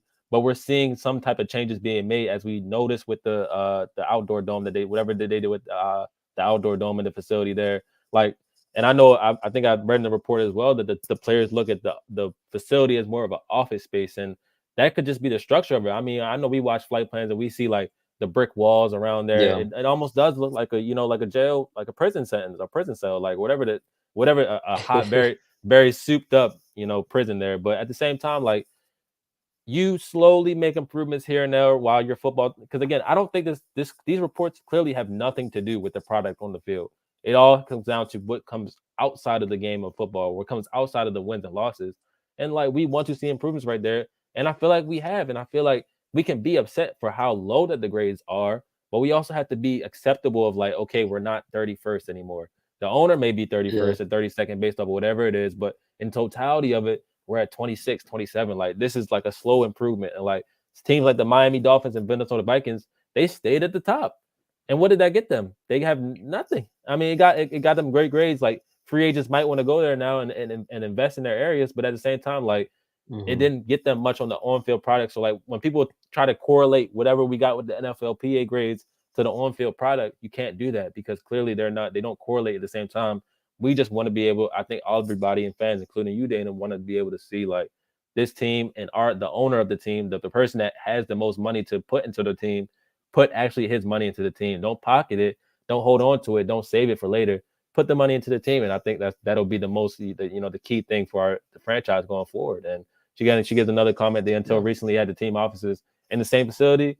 They had moved folks out. So we will see what changes. And again, we just have to wait and see. We just have to wait and see what it comes about. Shaw, what you feel about that? No, I mean, to that comment specifically, it's just, I know at least here, Arthur Blank and the Falcons, their team offices are in the stadium, and then they practice all the way out in Flowery Branch. I've never been up to their practice facility, so I don't know how nice it is. I can't speak on that, but I do know that they like all their employees and stuff, because I have a bunch of friends who work for Arthur Blank, who like they do stuff for the Falcons, but they also do stuff because he owns Atlanta United, and just stuff for Mercedes-Benz Stadium, and they work at the stadium. So I guess we'll see what happens with those changes. I mean, I didn't know that was something that they did. I remember the report came out where they had laid a bunch of office employees off or something like that. So, but yeah, no, we'll see how that goes. Like, I'm not like, when it comes to report cards, like, is Kyler happy? I'm happy. You feel me? Like, it's that simple. are the on field is the on field product have, because again, that's the only thing us as fans Yeah. really can control, and the things that we can worry about Yeah. is what happens on the field. And while at the end of the day, what happens off the field is better for the players, and the players can perform better. We see a team, and again, that I think the Chiefs thing was mentioned in terms of like they don't feel like the owner can adequately invest in the facilities or whatever he needs to invest in because they continuously make deep playoff runs. Like, I don't know how that correlates. Like, if you could put money into a team, you could put money into a team at any point. Like, so like, well, their fans are also upset right now because they're supposed to be getting a new stadium and they want an indoor stadium, okay, and it's not gonna be indoors. okay. The owner was like, nah, we keeping the Yeah. minus 10-degree weather advantage. Like, and they were not some happy people about enjoy that. that. Some people, like some owners and people in charge of the money and stuff like that, they enjoy the historical context of what comes with those outdoor games and what comes with the stadiums and stuff like that. And I'm surprised they want to get a new stadium because I thought that, the Arrowhead or whatever they call it now is one of the best stadiums in the NFL. But like, just overall, like, it's so hard to sit Yeah. here and completely want to be negative. Like Jake mentioned, like the treatment of families, like, let's do better about that. Whatever needs to be done, soup up the daycare center, give families wealth benefit checks, whatever they need to be done. I don't know what needs to be done in terms of that, but like that should be no lower than a B, whatever the case may be, because players should feel like their families are welcome to be at whatever spot. And who knows what that looks like, because we've seen, I mean, I saw during training camp this year, like players were able to have their kids onto the field with them in training camp. Bring out the kids, let the kids play in the grass, XYZ, and stuff like that. So like, you do want to see treatment of families be better, but everything else, like weight room facilities, which again, like it's supposedly in the works that the locker room's getting what's the word, renovated. It's like all Revamp. these things, all these things are in the works. So like, we just have to let's see what happens after. Let's see what next year's grades are. I feel like next year's grades, you should definitely be top 20 based off of what we're hearing is supposed to be changing, and like whatever the facilities look like, they need to be revamped as well. So like, all these things can be done slowly, gradually, but seeing any type of boost should be positive for Cardinals fans. We shouldn't be just like going on there and saying, like, because I feel like, I know we talked about Kyle, I feel like he's a little bit of a disgruntled employee, just slightly, because I know clearly he loves the Cardinals. He still tweets about them while not working with them. So clearly he loves the Cardinals, but at the same time, it's like you didn't get laid off, you quit, whatever happened to him, like stuff like that. Like, at the same time, like, you don't work there anymore, brother. Like, you can't be mad at what goes on around the stuff. And like, I know Felipe Corral, like I see him sometimes, he throws a couple shots on Twitter as well, like the former Cardinals or whatever he was. I think he was like a media personality or whatever the case may be. Like guys, like, not everything can be in tip-top shape perfect. Like, if you want to feel that like that, like, go try to apply to work with the teams that are in the top and see what the differences are. Like, clearly Byron Murphy did something like that, and Byron Murphy, I remember he came out training camp last year, was like, it's so much better here than Arizona, XYZ. But he's from Arizona, so I feel like I thought he enjoyed his time, but clearly, like, some teams are able to have it better than others based off of what they have. But, and again, like, these grades, like, that should make owners want to do more. And if you don't want to do more, then clearly you don't need to be in position. And clearly Roger Goodell should be stepping in. Like, what are you doing? Can you make an adjustment? Can you make an addition? Can you do these things? These things are continuously bad. You have 2-3 years of your ownership or whatever the case may be being F. Like, so I'm excited for next year's grades, but I'm more than so happy to see that it was a boost from last year. Like, that was, to me, more importantly. But neither here nor there. The whole like locker room and weight room thing is like, dude, you got to like take care of that instantly, because it's like not expensive at all to deck out a weight room. Like, weights have not changed, like, for the most part. You know what I mean? Like, just get new dumbbells or new treadmills, or like blow it up and make the space bigger. Whatever they want, dude. Make it glass instead of brick. Like, just take care of that. It's really not. That's like a drop in the bucket in terms of like other things that you like, a new stadium, right? Like, fix the weight room, dude. Like, a locker room is like even cheaper. Like, dude, figure it out. Like, just go make a nice locker room and like get that up to an A, and fix the weight room and let these guys train in the off season, and then you won't have Kyler Murray like going back to OU or whatever, because it's a nice facility. Like, just take care of that shit, and then let's get on with everything. You know what I mean? I say they need butts in the seats to do that, so that's why they're gonna draft more. I And I, totally agree. I totally and none of us are from Arizona, but like we don't know how stripped they are in terms of like land. Like we know Arizona is like one of the highest populated cities growing going forward. Like now, or not cities, but states going forward now. So like, who knows how stripped they are of land in terms of being able to create space to do things like that. Like who knows what's going on around there. Like that, people in Arizona would be better off to answer that. I don't know if we can answer that here on this podcast, but like same time, like if there's no space to make anything, it's hard to just sit here and say we're going to blow this up, or we have to buy all this stuff first and then go ahead and blow it. Like that takes stuff like that takes time. Like buying land takes time, building things take time. Like it's nothing just goes up in a calendar year. So like while it's not where we want it to be or where it should be in terms of NFL franchises, because at the end of the day, even at 32, again, these are 32 entities outside of the Packers who are publicly owned, 31 entities like who like they need like I should say this, like everybody should be very elite in terms of what they have and what they're doing for themselves. So like at the end of the day, like nobody's grade should be below a D in terms of anything that they have going on. Like, and I don't know what's going on with this meal situation because like it's multiple teams that have this problem. Like multiple teams have this problem of not providing adequate food and or nutrition resources and or meals to their players. Like, and who knows what's up with that? They said it got better significantly Yeah, though. I They said said it it got got better better for us, significantly. but I'm looking at the Bengals like they only provide 3 meals a day on one day, and that's Wednesday. What is up with that? Like, what? Like, why do you only do that one day? Like, dude, I'm telling you that it's got to be so expensive just because like you have the entire team, and then you're talking like practice squad, like you know what I mean, like bench players. Yeah, you got like all the staff that like work at the building, and like food goes bad. So like you're talking like shelf life, and I totally agree. Like in season, dude, it should be like top notch, and like even the off season, like maybe a little less, like a little more cut back. But like, dude, food has gotten so expensive, and it's just like going up, and I can't imagine like how much shit they throw away, and like you're just eating costs. That's the only thing I'll say about that. But I totally agree. Like it should at least be like fully free, and especially in season, there should be like plenty of meals. I'm not saying like steaks every day, but like it shouldn't be like bullshit chicken fingers and fries or whatever, and like making these guys fat and out of shape. But yeah, I would go to chicken fingers and fries right now. I ain't gonna lie to you. But Dana, she mentioned that so there's land to expand still in Glendale and enough slums in Tempe and Mesa that is very cheap, especially compared to New York and Cali. So obviously there's options for Michael Bill to attack, and it's going to be on him. Like obviously whatever he decides to do, it'll come back on these report cards time and time again.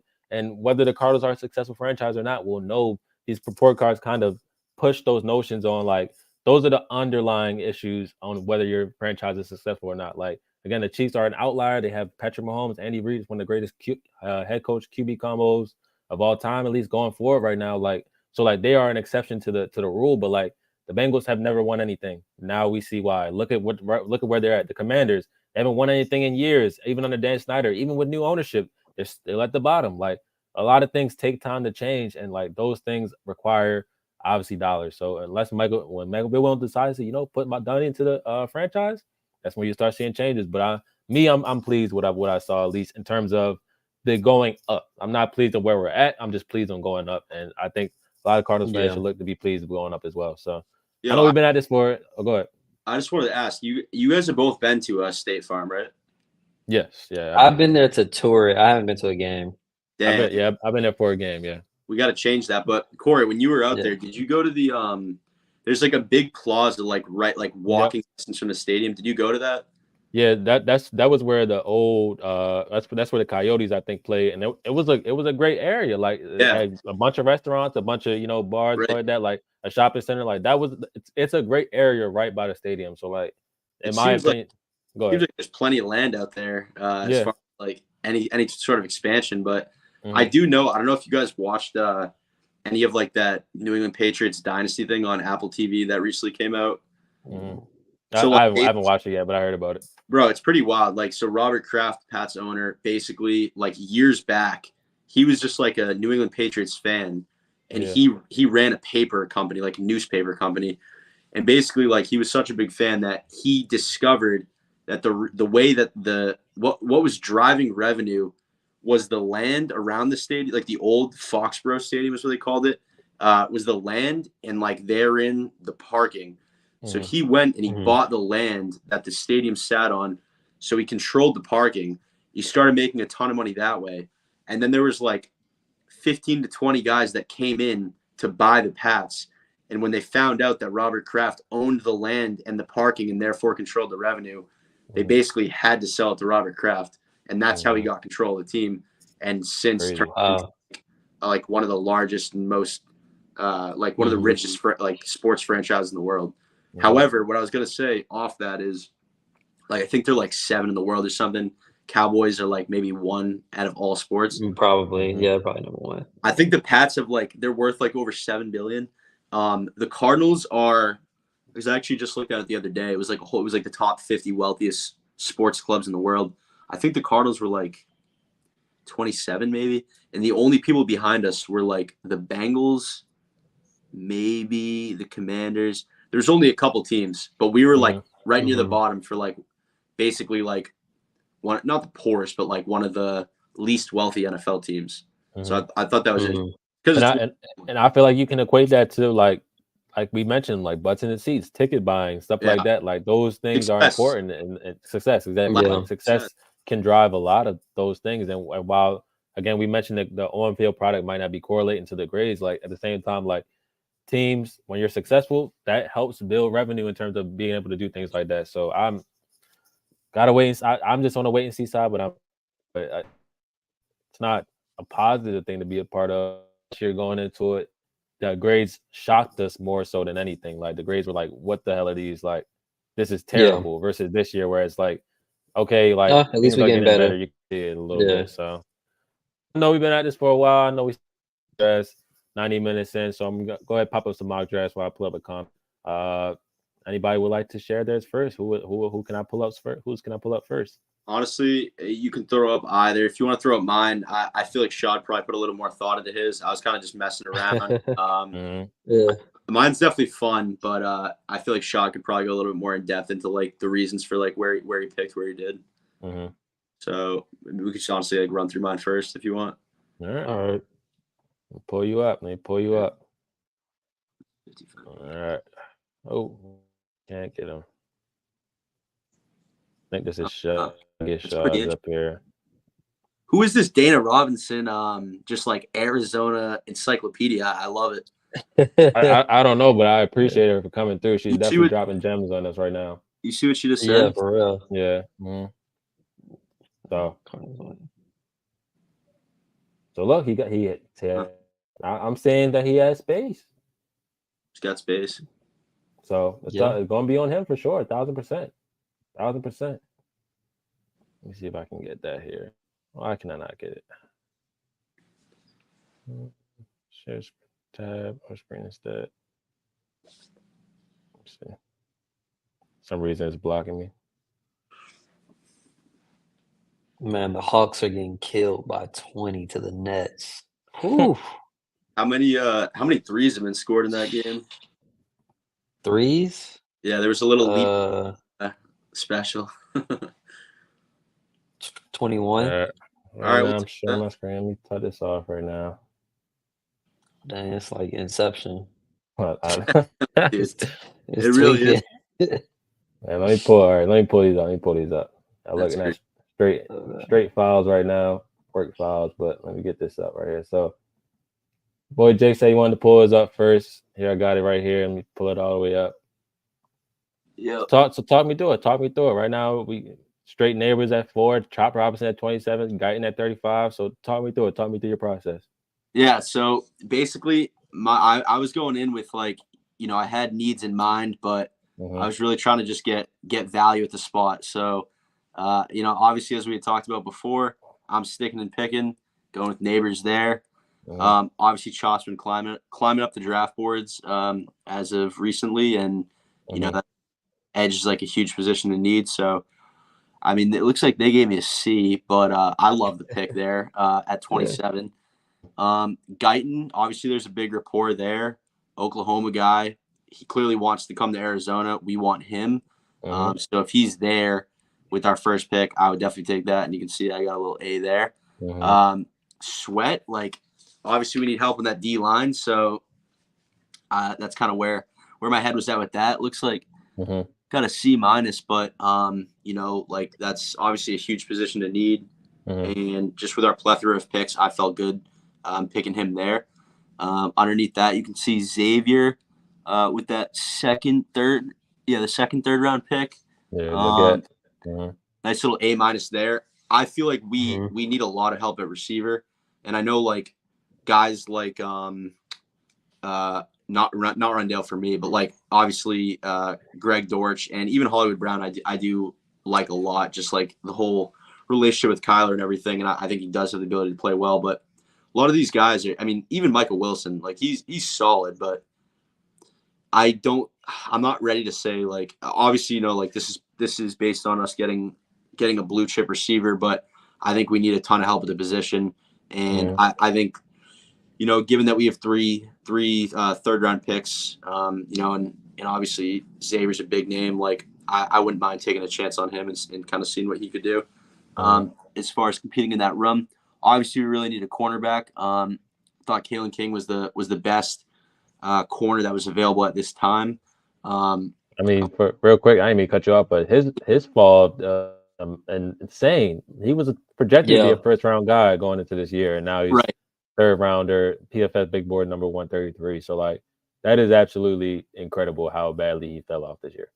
It is crazy and honestly like pretty wild that I got a D minus for that too because I like the value there. I mean he's Yeah. I would say like 5'11", and had like decent PFF grades, but Mm-hmm. I was pretty confident that with that pick and feeling that he would be a guy that could hopefully come in and start pretty much from day one. Mm-hmm. Obviously then had to go with the guard. I know Cooper Beebe's been a pretty popular name among like AZ cards mock drafts. Saw Mm-hmm. him, Yeah. felt it would be a good grab at that spot. Corey, is there any way you could clear the comment by chance? Yeah, let me go exit out for you real quick. Got to be a little bit more inception. All right, there we go. All right, thanks for that. Yep. Yeah, perfect. Yeah, so then went down there, and then we got round 5, first pick of round 5 went with Tyler Davis, some more help on the D line. Big guy. He was actually at the time or where I was picking, he was like the third defensive lineman at that spot. And I like kind of like clicked through. I'm a big size guy. Like I feel like having the ability to like bat balls down and also in terms of just like run defense being able to get in the way and like stuff holes. He was the biggest guy left and had by far the highest grades. I want to say he was like 6'5" or 6'6", over 300 pounds. So that's kind of where I went with that. Obviously, got a little pat on the back from PFF, which I felt good about. Brendan Jackson, I'm not even gonna lie, I'd really never heard of this guy, but again, looked into his size. Figured we take 6'6", right? 6'5", 6'6". He's really tall. I think. Yeah, beast. So I figured take another shot at the position. Obviously, later in the draft, got a bunch of picks, so why not? Isaiah Davis. If I was going to say, if I remember correctly, and as I was going through, I thought I remembered Corey. You made a very compelling case for him in like maybe like a month and a half ago when we did your mock draft. But he's a beast, right? Like he's 6'1", I want to say. So almost like a James Conner. Yeah, James Conner baby, yeah, for sure. And his grades, like if you go in and look at them, I don't think you can click it from here, but they are absolutely phenomenal. Like super, super, super highly rated in like all categories. So I thought that was a steal at that point in the draft. And then this guy CJ Hansen, which do you know him? I know he's from Massachusetts. So I was gonna say, yeah. So I know he went to Holy Cross. So do you know him? Yeah, I don't know him personally, but I saw the Holy Cross. I thought that was hilarious. Yeah. But another guy with like, for a guard, like has huge size, and I just thought it was kind of funny that he's Holy Cross. So I thought you boys would get a kick out of that. But yeah, it could be some value there. Gave me a B+ for it. So, like I said, like I don't know, pretty long week of work. So I kind of just had to throw this together. But I felt great with it. I was a little disappointed that Marv wasn't available, which I think. Maybe never like is when you do a mock draft on here. It never is. So I think it could be like a glitch in the PFF system because I feel like it's not like staying up to date like the algorithm that they use or whatever. Because he doesn't. I think I think Trevor Sigma controls it, but he doesn't update it like every time. Like he'll update it probably every now he'll probably update it more so like every 2 weeks. But at first he was only updating it like once a month, maybe once every 2 months. So like now that we're in the season, he should be updating a little bit more. Like especially because like guys like Sweat after today, he won't be the 90th prospect on the big board. He'll be way higher. Just Right. like 40, like Right. guys like Chop after today, he won't be the 44th prospect on the big board.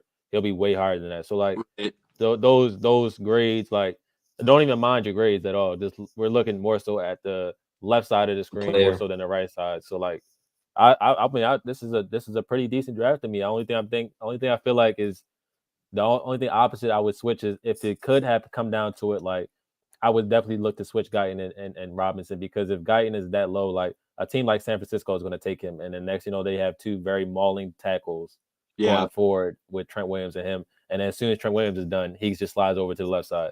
So right. like, I think that's a player that you kind of want to go get first, and then if Chop is still there, or Darius is Robinson is there at this point, or whatever the case may look like with your second rounder, like that'd probably be the only thing I switch. But I see a bunch of guys that fill needs. I see corners. I see two wide receivers, which I've been doing in most drafts in myself. Like I see multiple offensive linemen. I see multiple defensive linemen. I see another edge there added. So like it's filling multiple needs with a team that has a whole bunch of holes. So definitely, I don't mind it Yeah. at all.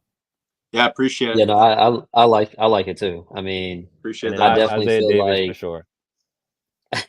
Lock me in.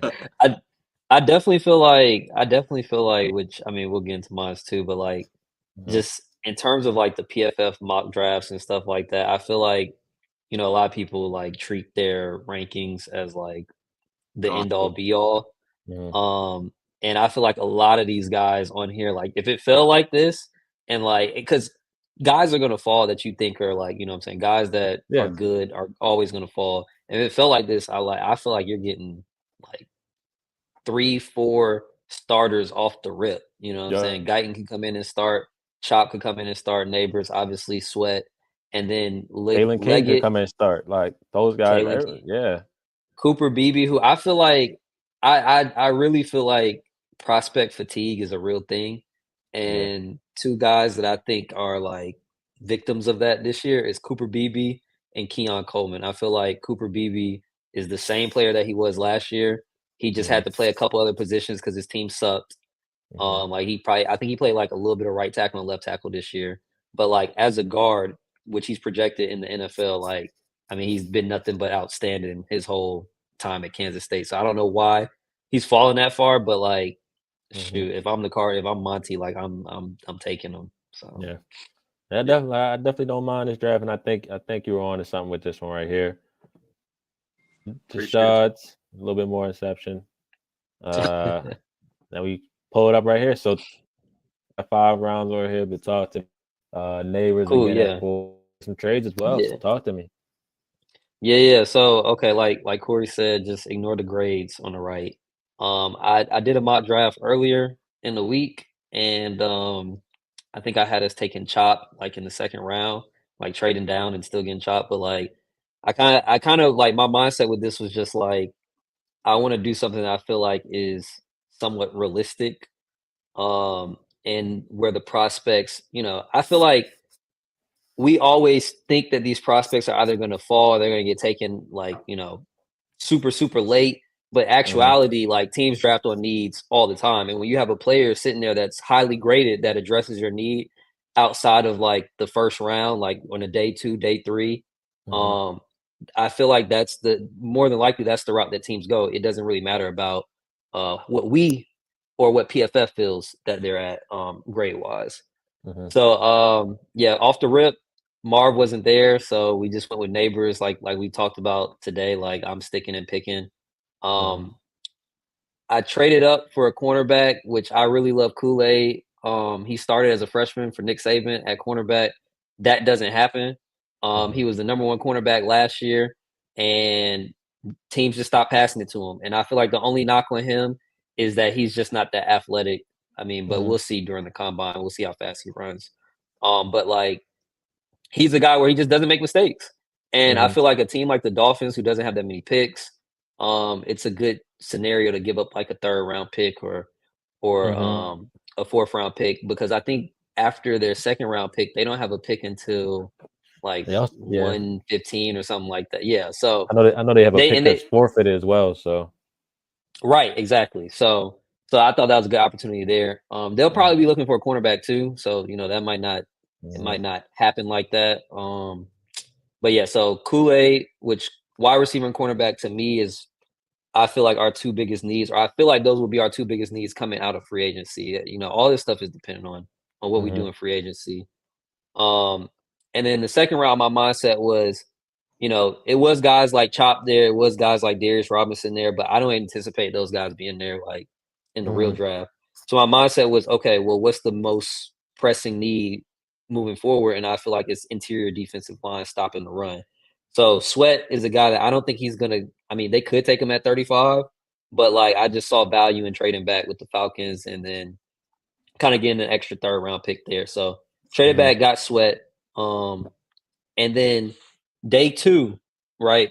I guess this is where things kind of get interesting because um day two, I have us taking a linebacker, Jeremiah Trotter, a safety, Cameron Kitchens, and Cooper Beebe Mhm. guard, all in the third round.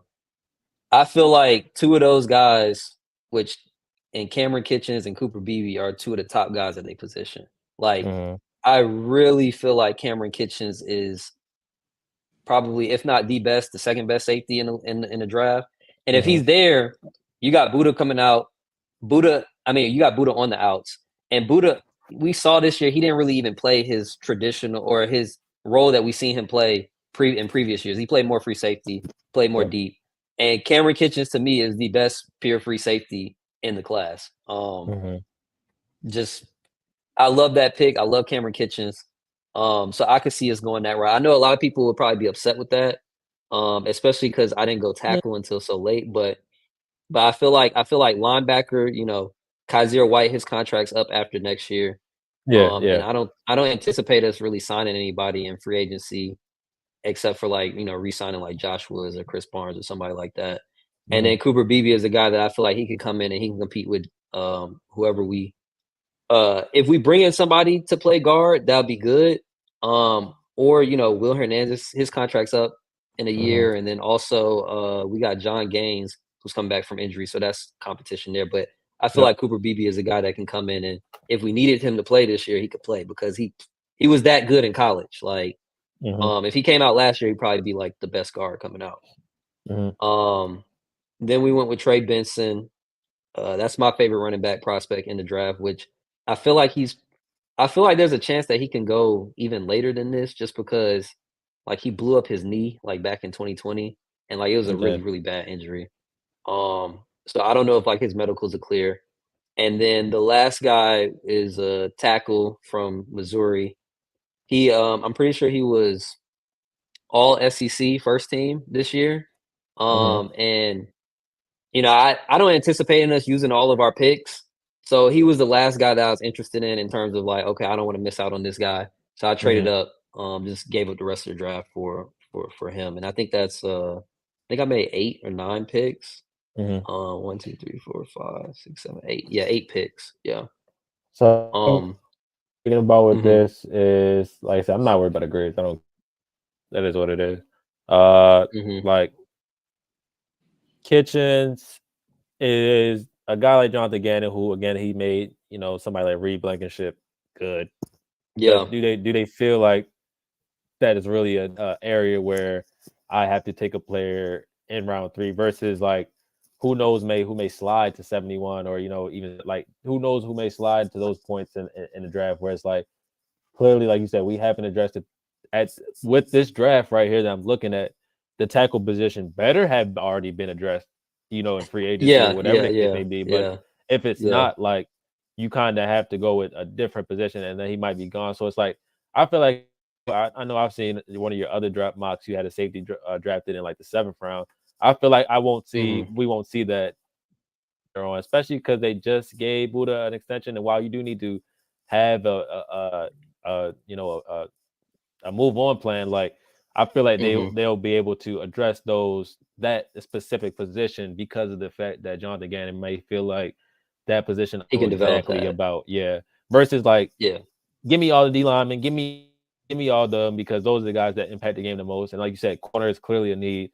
Give me all that. Like safeties, like you let me worry about that. Like, Yeah. guy, I know the tape. I know what I'm looking for. Like, and like you said, like you clearly know what he would be playing, which is Kitchens. And you say he's the best free safety. Like again, if he falls to a certain spot and Yeah. they like him, like they'll take him. Don't get me confused on that. But like I think it may just be too rich for Gannon to do that because of his ability to Yeah. make bums in the safety position good in some in And certain that sense. Like, and yeah, and that's kind of the mindset that I was in terms of like he's just kind of too good to pass up there. mhm, Because I feel like he's the best safety in the draft. So like if he's somebody that falls to the third round and you've already addressed like, you know, interior defensive line, mhm, cornerback, um, and I that me personally, I would go that route because it's just like, okay, well, this guy's too high on the board. It's a late day two pick. mhm, Um, mhm, but you mentioned you kind of alluded to like another one of drafts I did where I had another guy that I like late at safety is Trey Taylor from Air Force, who mhm, like if I asked you who won the Jim Thorpe Award this past year, you probably say like Cooper DeJean or somebody like that, or like Malachi Starks. But no, it was Trey Taylor from Air Force. mhm, Um, and it's not too much film out there about him.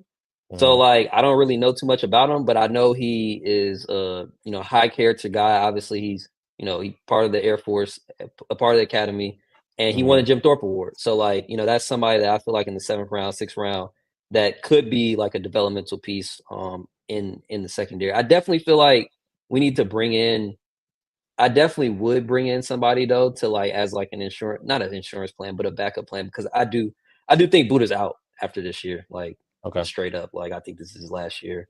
mhm, Um, and then I did kind of go into this assuming like, okay, we're gonna get probably two guys on the offensive line in free agency. We might get a mhm, defensive lineman, and we'll probably get a receiver in free agency. So that's kind of mhm. my assumptions there. Okay, I mean, I know, Yeah. again, like the players I'm seeing with the record mentions that or the backup talk behind him, like I definitely see all of this. Like, and I think like you tried out a neighbors and McKinstry on the post first round presser. It's like okay, like Yeah. yeah, you have most of your fan base sold because one, that's like a Garrett Wilson, that's like a Garrett Wilson Sauce Gardner situation where Sauce Gardner. those guys Yeah. they're only going Mhm. to make each other better. They're going to go against each other in practice all game all day long and they're only going to make each other better. And Mhm. one, like that's the competition that we know, like Gannon is talking about when he says, like, I want players that are going to compete, and that's what that is. And while we're here, I mean, I might as well Yeah. share. I might as well share that. So unlike you all, I think PFF loves me. I think I'm going to be a PFF darling.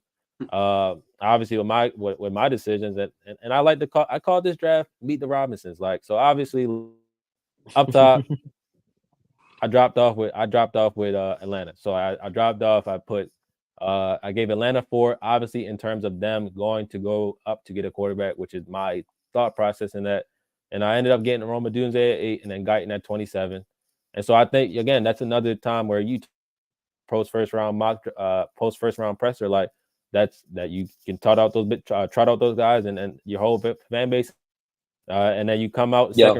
the second round, and I was aggressive in the second round. I went up, or I should say this, I moved back a little bit from with Tennessee to get a little bit, but I also uh, got two guys in Chop Robinson and Darius Robinson that I thought would be essential to obviously the success of this football team.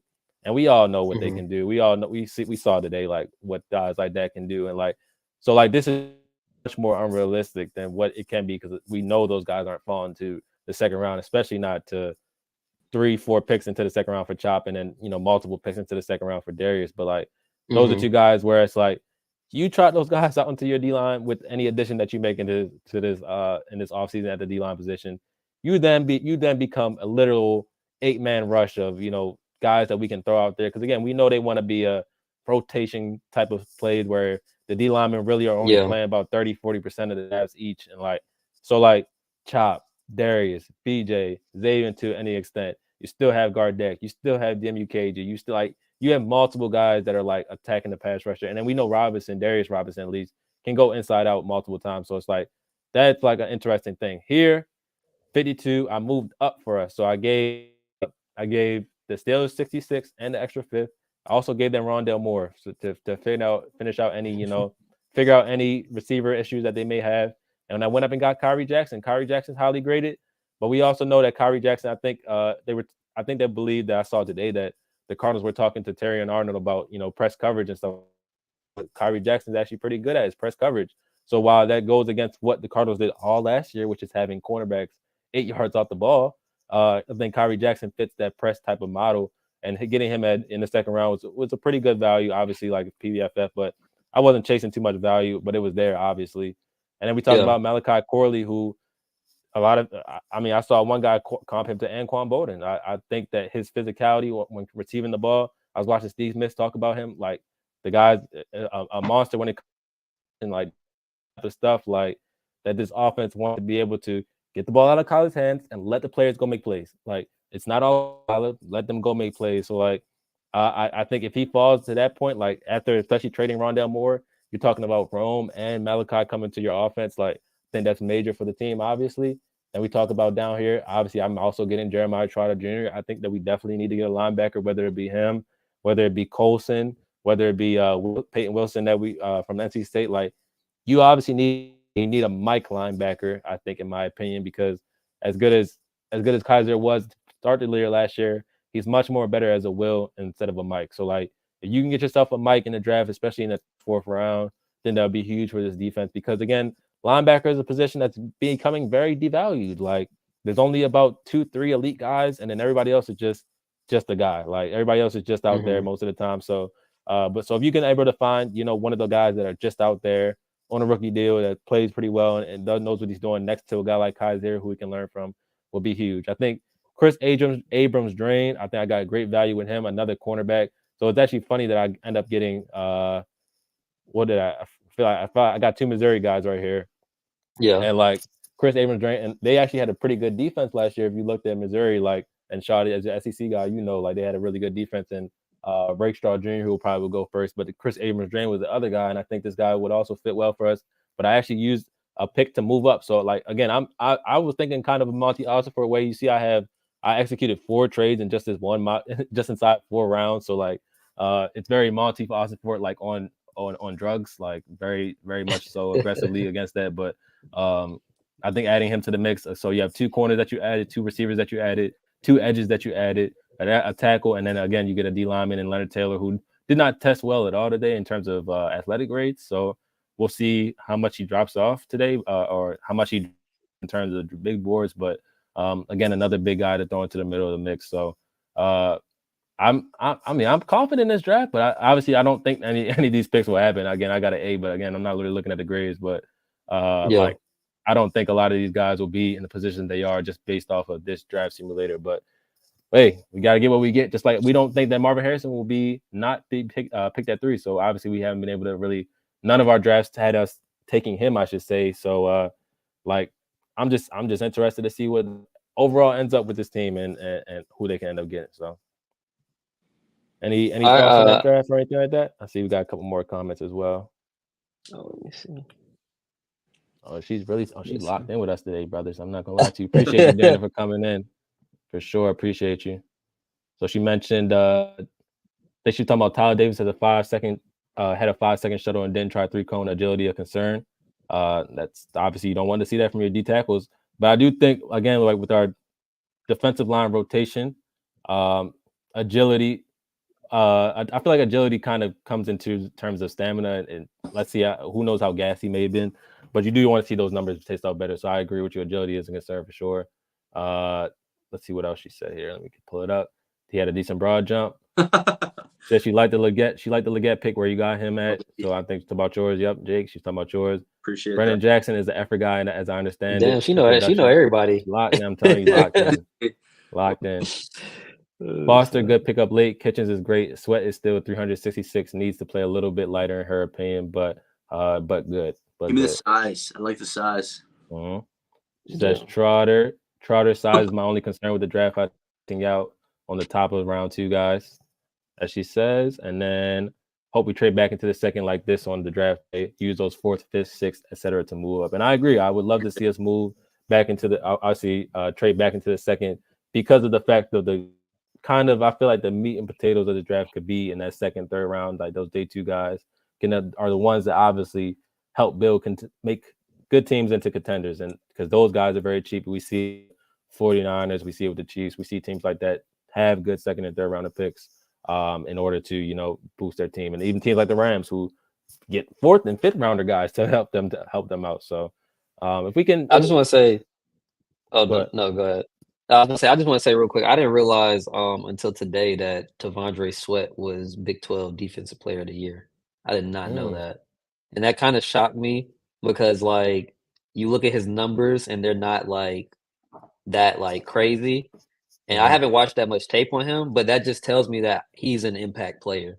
Like even at 366, Yeah. he probably does need to get a little bit lighter just No. for Yeah. health wise, just to be on the field more. But like that guarantees to me that he's a impact player because you don't win defensive player of the year in your conference as a defensive tackle with just 2 sacks.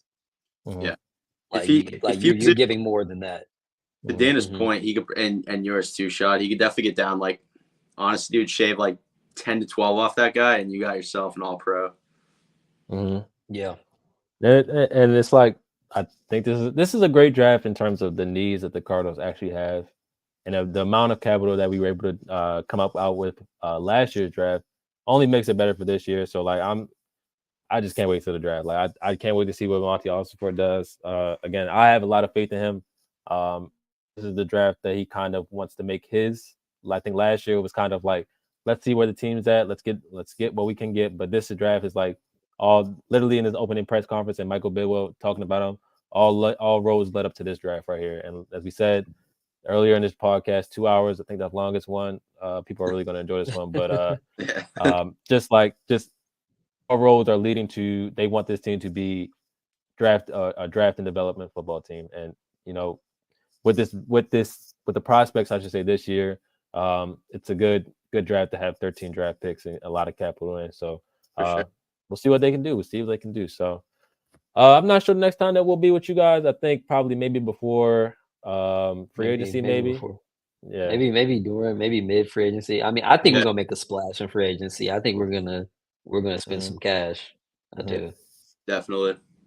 She also said some of her sleepers tested too well and aren't sleepers anymore. Mo Kamara, Marshawn Nealon, I think, who's from Western Michigan, if I believe. Yeah.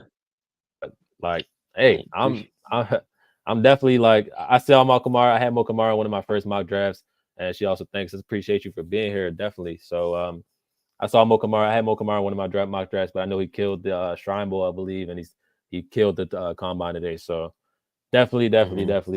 Hopefully he can land to wherever I picked him at or wherever he can be at for us. But we'll see what we can do. We'll see if we can shape up. So like you said, we'll probably join you guys again throughout the middle of free agency. Shaw says we're going to make a splash. Who is that splash? Are you talking to me? Who are we talking about? Do you have an idea, or is it you just think? I mean, I feel like we're gonna get a tackle / guard, maybe. He might be able to play both. Think you From the talking? Patriots. As I said, What's the guy on Winnu? How do you say his name? Yeah. Yeah. That's so Winnu, I don't know if I don't know if I heard that they're trying to keep him, but if they let him go, then obviously for sure top. We can. They're going backwards. What they're doing is not making any sense because they're not going to sign him. They don't want to pay him. It's Robert Kraft, right? Like super cheap. Then someone else is going to pay him, and then that's going to be a huge need for them, which it already is. So I don't know. This is they're probably about to just come into like a huge rebuild, like all around, and try to do it cheaply. But we'll take a win. I don't know how that keeps happening. I'd say I don't know how you got one to pull up while you were talking, but I just. But I like that. I like that feature right there. I wish I could give myself a thumbs up when I'm talking as well. Yeah. But not to pat myself on the back or anything, but if we had an option for this is my last question. If we had an option who to give more money to, is it offensive lineman that you give more money to, or do you give a defensive lineman more money? Like say Christian Wilkins hits the market, do you look to throw money at him more, or do you throw more money at the offensive lineman and then fill defense through the draft? Shaw, do you want to go first, or that's a good question. I think I'm giving more money to the defensive lineman. I think it's more of an Mhm. issue. I feel like we can Mhm. get by um, with a rookie or a filler or a Mhm. bridge offensive lineman signing. I'd throw more money to the defensive lineman. I totally Mhm. agree. I think defensive line, edge rusher, that type of position is Yeah, so John Gaines come back. can be so Mhm. hard to predict as far as like translation to the NFL. I think you could nail some guys, just some big beefcakes to throw on the offensive line, but Mhm. I think you got to go and spend on some proven talent on the defense side of the ball. And I mean, like even look at last year, like our offense started rolling. Like everyone knows the stat, right? Top 10 in like 4 or 5 different Yeah, categories once Kyler came back with a shitty offense. So yeah, I Mhm. mean, retool the line, of course, yes, draft some young guys, but like our defense was so pitiful. And if you can just get some guys that can like names, like Chris Jones type of guy that can like get after the passer and do it on a consistent basis, Mhm. allow other guys like your Dennis Gardick types to like get at the quarterback, it's just gonna make everything better. And honestly, too, I would put a lot of money on the fact that I think that is what we're gonna do. We're gonna spend a lot of money on a defensive player up Mhm. front rather than offense because JG is a defensive guy, and I think that's the way. I think Mhm. Monty says, "You're my guy. Like we're brothers. Here you go. I'm gonna help you out. Here's like a new Yeah, toy to play with." I this agree. is. So I agree. Mhm. Uh, Yeah, I was gonna say this is so random, but the only person that I feel like very confident that we're gonna sign, I feel like we're gonna probably go after Diamond Peoples Jones. I was looking at him this past week, and he's a Mhm. free agent. He's 6'2", 200 some pounds. And I was looking at his combine numbers. I think he's like tied for like the highest vertical jump, Mhm. and like the second highest like broad jump or something like that. So crazy athlete, 6'2". Mhm. And he played like a full year for, or I mean, he's been on the Browns, but like, and I think last year he was on the Lions, didn't really do too much. But like, when he was on the Browns back in 2022 when Drew was there, I Mhm. think somebody got hurt or something like that, or something where he played like a ton of snaps. He had like 800 receiving yards. Mhm. So I feel like I know I've gone from Michael Pittman and T. Higgins to Diamond Peoples Jones. I know we need to sign a receiver, and like I've been searching to figure out like who's that going to be because like I don't think Zach Pascal is going to be back on the team Now, next year. I think they're going to cut I, him. I was gonna say you Um, got to start trimming the fat, like guys like yeah, Pascal. Did he have like maybe 2 or 3 catches last year? Like that was Mhm. just like not really. It really started us the trend for us going down against Cincinnati because we had the lead when he fucked up, and then next it was a pick six, and it was over. Like, so it's yeah, scale What kick rock. what happened with that again? I feel like I remember him dropping a touchdown. Remember him, and so we was backed up because I think we had just either we forced a turnover or something like that happened. We had just and we got the ball, but yeah. we We were we forced were the super turnover, backed up. yeah, Yeah, and threw it we were right super back backed to him. up. Yeah, And then next, I think we even had the lead when we forced the turnover. We had the lead going Yeah, into it, and I think we could have either just ran the ball going into half, it was would an have had the lead RPO. as well. pick six. And then he sits there, Yeah, he runs either the wrong route or just wasn't paying attention. It bounces off either his hands or he just doesn't catch it. And then I think it was who was it? I forgot it. Dax Hill. I may have been Dax Hill who got the pick six. So it was like that literally turned upside down in that game. And then Jamar Chase flooded us out the rest of the way. So Yeah, um, it was Marco yeah, Wills. that was a rough game. That was a rough game to be a fan because we oh were we man. were sitting on this podcast saying, yeah, F the Bengals, they're not turning the shit around because they literally were on a they literally were on a bottom swing. We were like, hell no, Yeah, but Joe Burrow was looking bad, yeah, and that was the game where Chase like something like after the game before Chase he's like, I'm was like always just open. I'm always I'm open. always open. And now I literally remember it vividly because literally the day after Drake or that was the weekend where Drake had 8 a.m. in Charlotte had came out and literally he had after with 8 a.m. in Charlotte with Jamar Chase having 12 catches for like 300 yards and 3 touchdowns. It was like Yeah, incredibly painful to watch crazy. that. But I enjoyed the music so much, but it was just so incredibly painful to watch it. So Brutal, bro. I don't even want to talk about Pascal. You can kick rocks, buddy. But yeah, appreciate anybody that stopped through this episode. Like I said, we'll try to join you guys maybe 2-3 weeks from now once free agency is getting going. See if we make a big splash. If we make a big splash or make a big trade, we'll hop right back on, talk about it, and get everybody's thoughts about it. So anything you got to say before we head out to our episode? Yeah. Yeah, I got one more little fun question for y'all. If Mhm. y'all Marvin Harrison, Are y'all carrying pads? Spring training, y'all carrying pads? I would do it for the Yeah. 2 weeks. I'm a good You rookie. doing it? I'm a nice rookie. I'll do it for the first 2 weeks. Mm-hmm. I'll do my rookie duties. But once I catch a touchdown or two, and then I start commanding Yeah. double teams, and next other people are open because I'm getting open, then you're gonna have to start carrying your own pads, buddy. I'll be honest with you. I'll still bring the food on the plane. I'll buy the food on the plane. I'll Yeah. host y'all and stuff like that. But after definitely training camp, you got to carry them. Just get your own bearings. But after week 1, 2, depending on who we play, let's say he goes crazy those first 2 weeks, and people are like, "Oh shit, he's really him," and then him and Kyler Murray might really turn up. It's like, nah, I'm that guy now, buddy. I'm not carrying your pads anymore. So, and then really in that receiver room, like, who's gonna make him carry his pads? Like Greg Dortch, he's gonna look down. Greg Dortch, like, who the hell are you, buddy? So, so at the end of the day, like, it's nobody really in that receiver room or on that off. Maybe Kyler might be like, bro, like, carry my pads for me. But Maybe a tight end or somebody. I don't know. yeah, Maybe so Trey McBride. I don't You know. carry Trey stuff. mhm.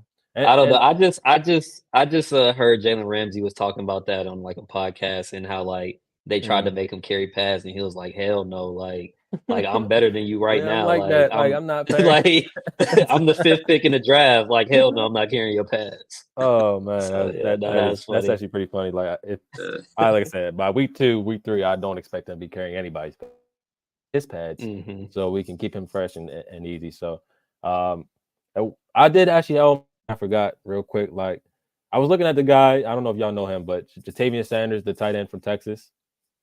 Yeah. Would y'all be mad if we took him in the 2nd round with a pick? Like, say we Yeah. moved up and you would?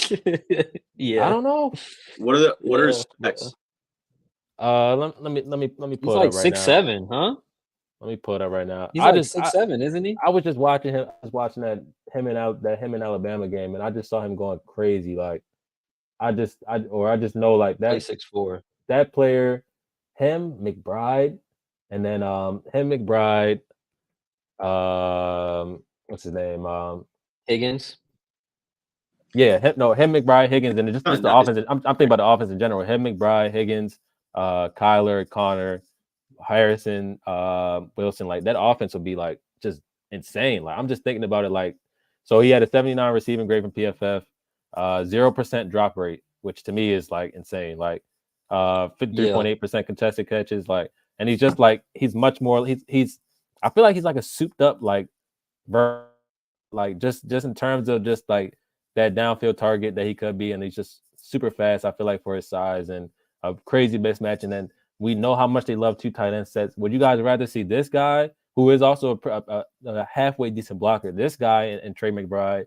While Higgins is cheap and Higgins is decent, he's a much better receiver than Higgins. So like that him and McBride together with the Harrison on the outside, I don't know. I feel like that would just go insanely crazy. But obviously, like, it would take to me it would take him falling for us to take him. Like, if he fell into 50, 60, it's like, okay, maybe like this is a guy that could change the offense.